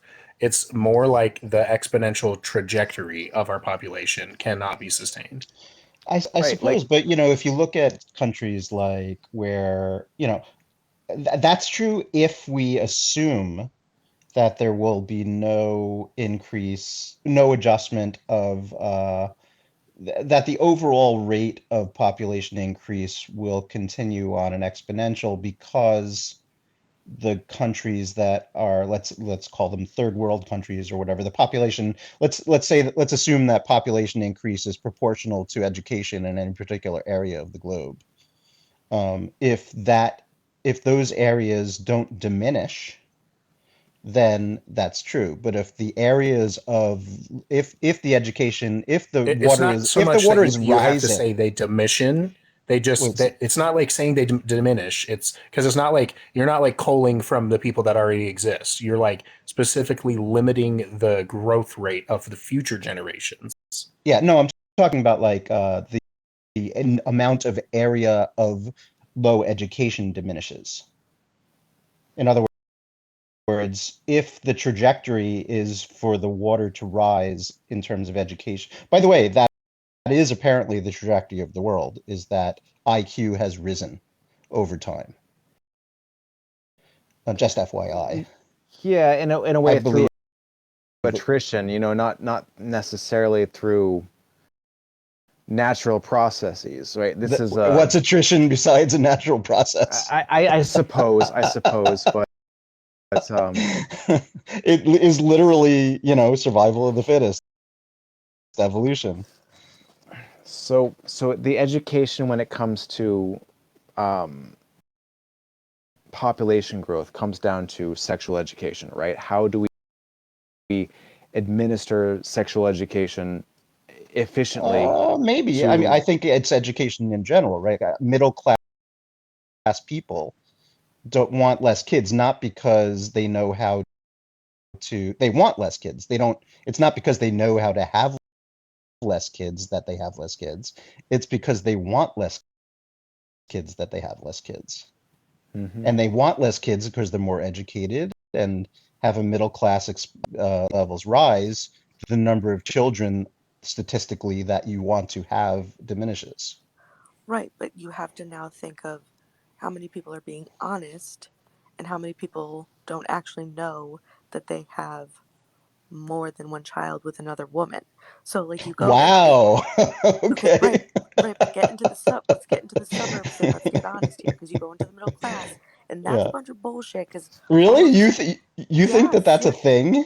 oh my You god. think And then there's a large percent of the population of bastard children? yes, okay, because I want to go into 23andMe. I officially know like 4 or 5 people that I've found like brothers and sisters that either they had no idea they had or they lived up the street or they found out that their neighbors was actually their sister. That sounds like a Purely, statistical anomaly to me, and you purely know based The on about it pool, because there it's is coincidence. an so argument to be interesting. made that humans do, like, they have a larger percentage than known of sneaky copulation. Like, that's something shared across all primates. My, I I love swear to that you, term, sneaky copulation. That is literally a biological term. I was taught that by my anthropology professor. I swear to you, the more 23andMe stories I keep hearing, but my mom's best friend's, no joke, he found out that the neighbor that lives down the street ended up it's his sister and I cannot fathom that. And one of my best friends, her mom found out that she has a brother but the dad was in the military All right, I and just got to say, if the problem, we have no defense against the sneaky copulation problem. see, yeah, I mean We do. We do. All right. Let me throw a curveball into the conversation. Ready? I'm gonna blow everyone's minds. Ready? Mandatory vasectomies. Ouch. No. This isn't an at-will thing. This is Boom, you. drop You the mic. turn 13. Boom. Vasectomy. Hey, it's reversible now. You know what? We need to take some extreme measures to tamp down the population growth, right? Should we? Let's talk about some extreme measures, and hopefully we never get there. Right? Don't get it Boy, twisted. boy, is this going to bring moral complications I into the don't mix. want this to happen, but Should let's we talk start about the with you? possibility, the mechanics of a mandatory vasectomy program for 13-year-old Nice. males. Let's write it down, man. Let's make a plan. So And you know wait, what? lots of moral These can be problems, right? these can be reversed. How do you figure they're already mutilating babies irreversibly against their will for Oh, I'm just talking religious specifically reasons? about this idea. Just in terms of this idea, it's like, how do we decide? Do all 13-year-olds get vasectomies, or should we prioritize ones by intelligence that No, don't? I think it should just be adopted culturally. If people just like started treating it like a circumcision, we could adopt this culturally, like immediately. But then, wouldn't it be true that the cultures that are most likely to adopt it are also the most educated and advanced, and probably have the highest IQ, average Worldwide. IQ? For sure. Oh, Worldwide. I'd worldwide, definitely agree to worldwide. that. Oh, have the whole culture of the world adopt it instantaneously. Okay. Well, If here's I the had thing. God magic, if only I had God Here's the magic. thing. My plan for utopia is there's no more invisible lines. Like for countries, like visible lines don't matter. Like, and the whole world now has to learn to live together in order to continue living on this big giant wet rock that's floating through space. Because if we don't figure out how to do it together, we're not going to be able to do it at all. I'm not sure lines matter, though. I mean, that's a modern thing, right? Humans, Like, need unfortunately, to establish like territory. unfortunately, it seems to be a critical part of evolution is competition, and that's unfortunately that's as a critical part of evolution. You might say that evolution is immoral, Right, right? but can we evolve past that? That's a great question. I wish I we could. actually would like push back against that because surely it's not competition in the sense that it's like survival of the fittest. Like every animal arm wrestles before they decide who can copulate. Like sometimes we do that, yeah, but sometimes people just have a genetic advantage and they go out into the bushes and sneaky copulate, and that's what gets advantage for. Like sexual selection is just as much a part of evolution as natural selection. Okay, all I keep thinking of is the elephant seals that sneak in and sneaky copulate when the seal that's like the big guy on the beach isn't looking. Like, all that's all I keep thinking in my head. Oh God, Oh Gwyn, what yeah. have you done? Mammals, reproductive organisms are a sneaky bunch, right?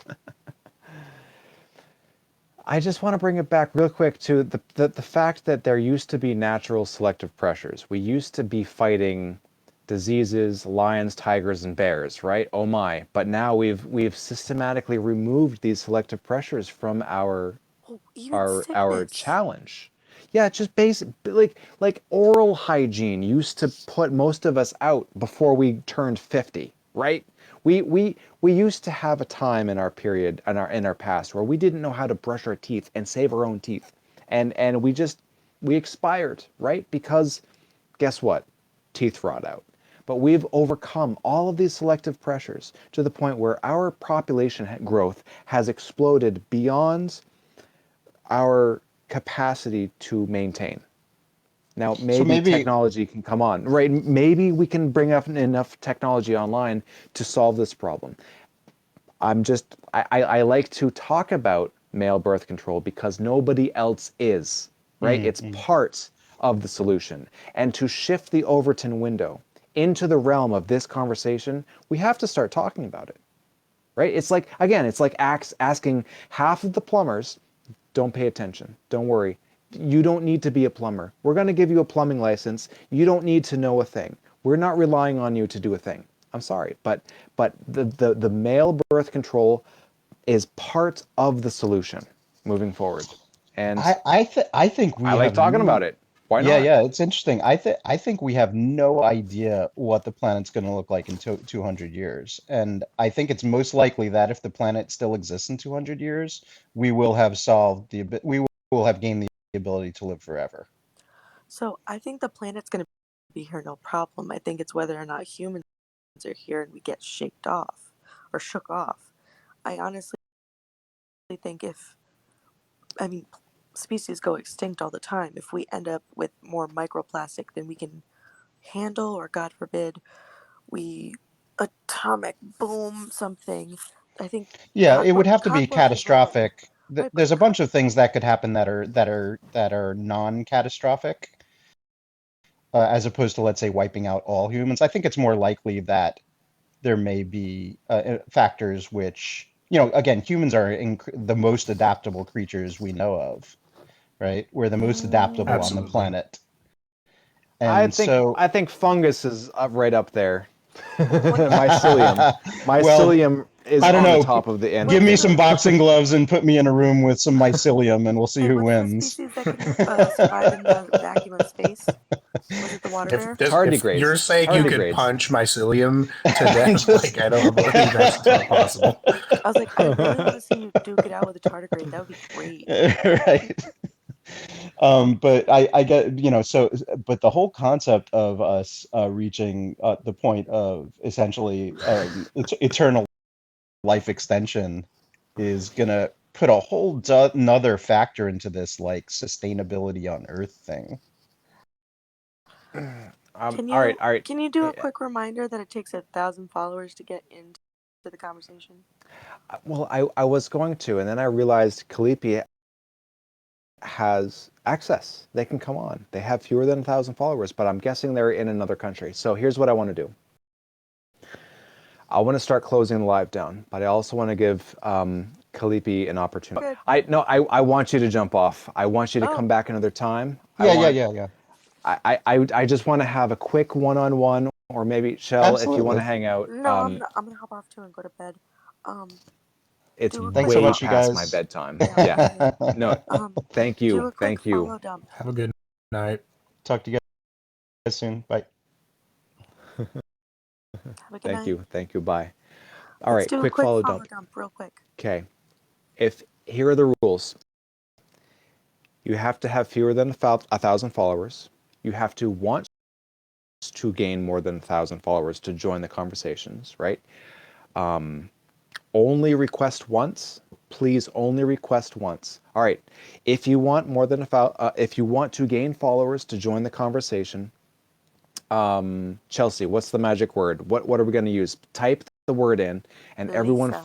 follow Lisa. Lisa. Everyone, if you want more followers, please type Lisa once into the chat, and everyone, please follow the Lisas. Okay, I'm going to be very boisterous.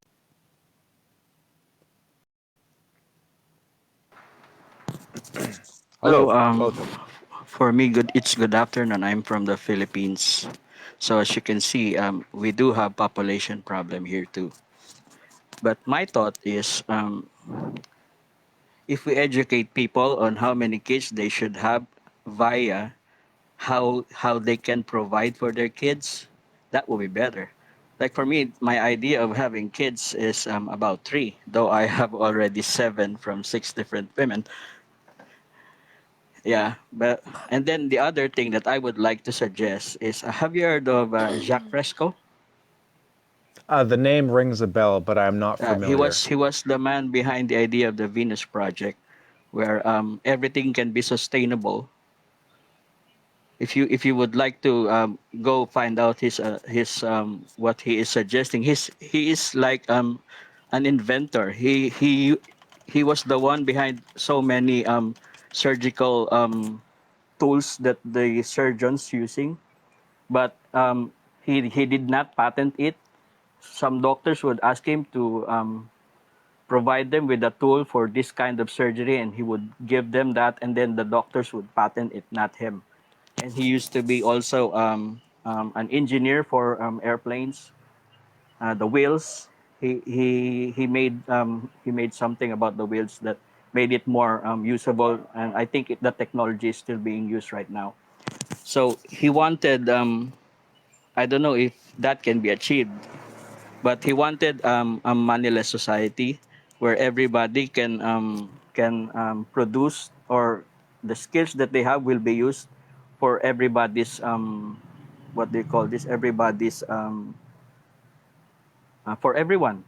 Like for example, if we could develop schools for farmers, and if you want to be farmers, you would go there and study farming, and then whatever you do, everything you need, you have a house, it's free, the food, Right, we have right. So markets and food is I free. have heard of the Venus Project, and Yeah, thank you yeah, for reminding me of it. yeah. But I want to get down to the heart of the matter. Do you think that population control is part of the solution, or do you think that it's possible to have infinite growth on a finite planet and be sustainable? Actually, I believe that the planet is not the planet our needs. The planet has enough resources for our needs. Not the But fuels one. The fuel, for example, oil will be gone in less than 50 years. I know that, but we have other ways of sustaining energy, right? but Cleaner ways.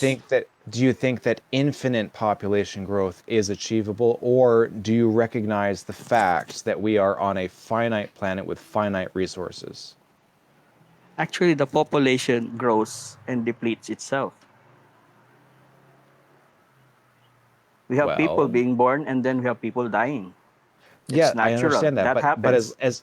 as long as there are more Although people we being grow born, faster than depleting, though right? our population grow faster, but we can develop systems. We can study how to be sustainable. We can do that. We have the knowledge to do that.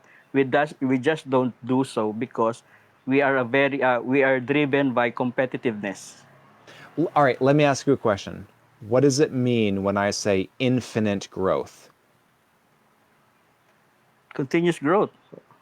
Right, We into won't stop. perpetuity We without won't bounds, stop right? the population. Yeah, yeah. I know So that. is it possible to sustain infinite growth, or do we have to recognize the fact that we have to put the brakes on growth and come to a equilibrium, a We maximum can do number that. of sustainable humans, right? Yeah, we can do that. We have to break on the population growth, So how do we do that? not by birth, How? that not by unnatural ways. We can educate our people. Like for example, here in my country, I would like things to happen like this: that if a family, if a husband and wife has enough income where they can sustain only 2 kids, they should stop there. And if time comes that they can afford to have another kid, that's when they have to add another kid. But that's not what's happening here in my country. Most of my countrymen who are very poor actually have so much kid that they cannot sustain financially. That's our So problem. We have to let me ask educate you a people. question. We have to educate people. That's just what we need. Would you be willing to practice a form of male birth control, whether it be a pill, an injection, a medical procedure, right? Is this something that you would recognize as part of the solution and practice? Yeah, like condoms and stuff like that. But this has to be agreed upon by the partner. For example, if I would suggest my girlfriend to, would you like to take some pills? You would have to drink it every day. You would have to take it every day for 30 days, and you should not miss it. If she agrees, then it's fine. If she But doesn't what about agree, you? and What if you could take a pill every day and not miss it and not be responsible for another child coming into the world? Are you ready to take that responsibility if it were available to you? yes, if it were available and it would be safe for Good. our body, yeah. For No, condoms, we could your use body. condom. Yeah, You No, right, you, your for my mine, we're friend. talking for about my body. Yeah, for my body, for a male body, for someone male. If there is a pill yeah. that we could take that that would not harm our body, that would No not side affect effects. our Yeah. no side effects, that would not affect our what they call this, our semens or stuff like that. That Yeah. when we stop drinking it and we want to have kids, we can do it. That's okay. That's fine. That's technology. That is why we should develop technologies that would help us. We should not. Um, I heard Kelvin. I think that was Kelvin about the pandemic. Yeah, we have some ideas, some conspiracy theories about that, but I don't want to go into that. I have some ideas about it, but no, I will not go into that. But no, we Yeah. should not. We should not kill our people. We should Oh, find ways of We don't. No, no, natural no. yeah. ways, right? We don't want to kill anybody. Don't Yeah, get yeah, it yeah. twisted. No, I'm not yeah, no, no. advocating for I'm the not ending saying of you any did. life. Yeah, Yeah. yeah. I'm not Okay. saying Okay. you did. Okay. I'm just saying that we should not do that. We should find natural ways, or we should develop technologies, Yeah. which we can develop Right. technologies that would help us sustain our planet. Our planet will be fine if we're gone. Our planet would be fine if we're gone. I Yeah. had a funny moment. I watched George Carlin where he discussed this plastic thing, and it was very funny. Yeah, yeah, and I get the Maybe the logic. world Yeah, just wanted plastic and it couldn't yeah, figure out yeah. how to make He it. needed So we he came needed along. us. Yeah, yeah. That was And true.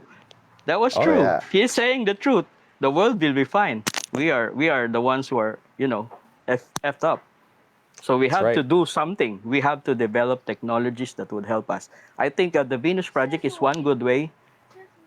Urban what they call this, urban engineering, so that before we create a city, there should be a right way to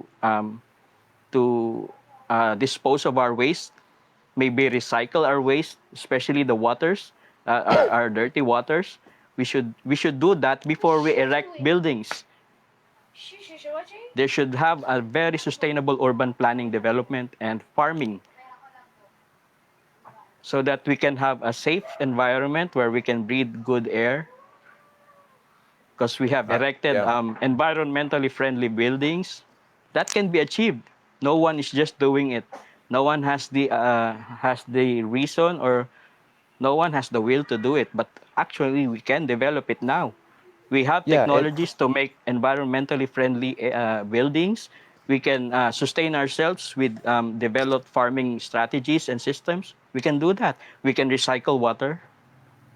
We can do everything. We can do everything now, but we just don't have the unity But to do it. where's the political will, right? We need the Yeah, social yeah. That's contracts why. to Yeah, change. And that's why I like having this conversation. yeah, So, yeah. Because we can on educate people. on Yeah, that note, please recognize that it's 2 a.m. where I live and I need to go to bed. Good yeah, But night. yeah. I I'm want to 13 hours in the future. yeah. Yeah, but So, thank you. thank you for having me. Yeah, Because Trust thank me, you for you're your everybody thought thoughts that amazing. too. everybody thought that I was just saying nonsense, but I hope I made myself clear to everyone. Just Thank you just again. turn your caps lock off and people will take you more seriously. Yeah, yeah. Well, that gets me noticed. See, you noticed me. Thank you, thank you, thank you. All right, be well. Thank you, everybody. Good morning Oh and my good goodness. afternoon to everyone. All right. Yes, thank you. Final words. You just have to believe, and all hail Lisa. All right. Good night, Good night. Chelsea. Thank you so Why much did we again. do this? Because we're trying to save the world, man. Oh yeah. Oh yeah. It The takes world. time. Oh yeah. The world.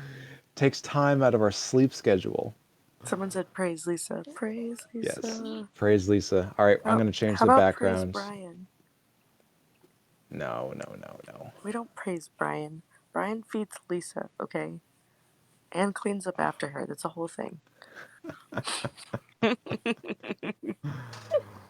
All right, good night. The Sleep beauty of well. Lisa. Wait, let me get out. Yes. I'm not going to kick you. Okay. It's 2 a.m. in Maine right now. I need to go. I am long past my old man bedtime. Brian needs his beauty rest. Thank you all for your participation, your thoughts, your love and your hate. I feed off of it all. I think these conversations are important, and I think you do too. And that's why you're here. So I appreciate you all. Get some rest. Shut TikTok off from time to time. Go touch some grass. And let's think about these big brain solutions together so that we can charge forward into our future with a sustainable plan. Whatever that plan is, let's work it out together. All right. Good night, everyone. Be well.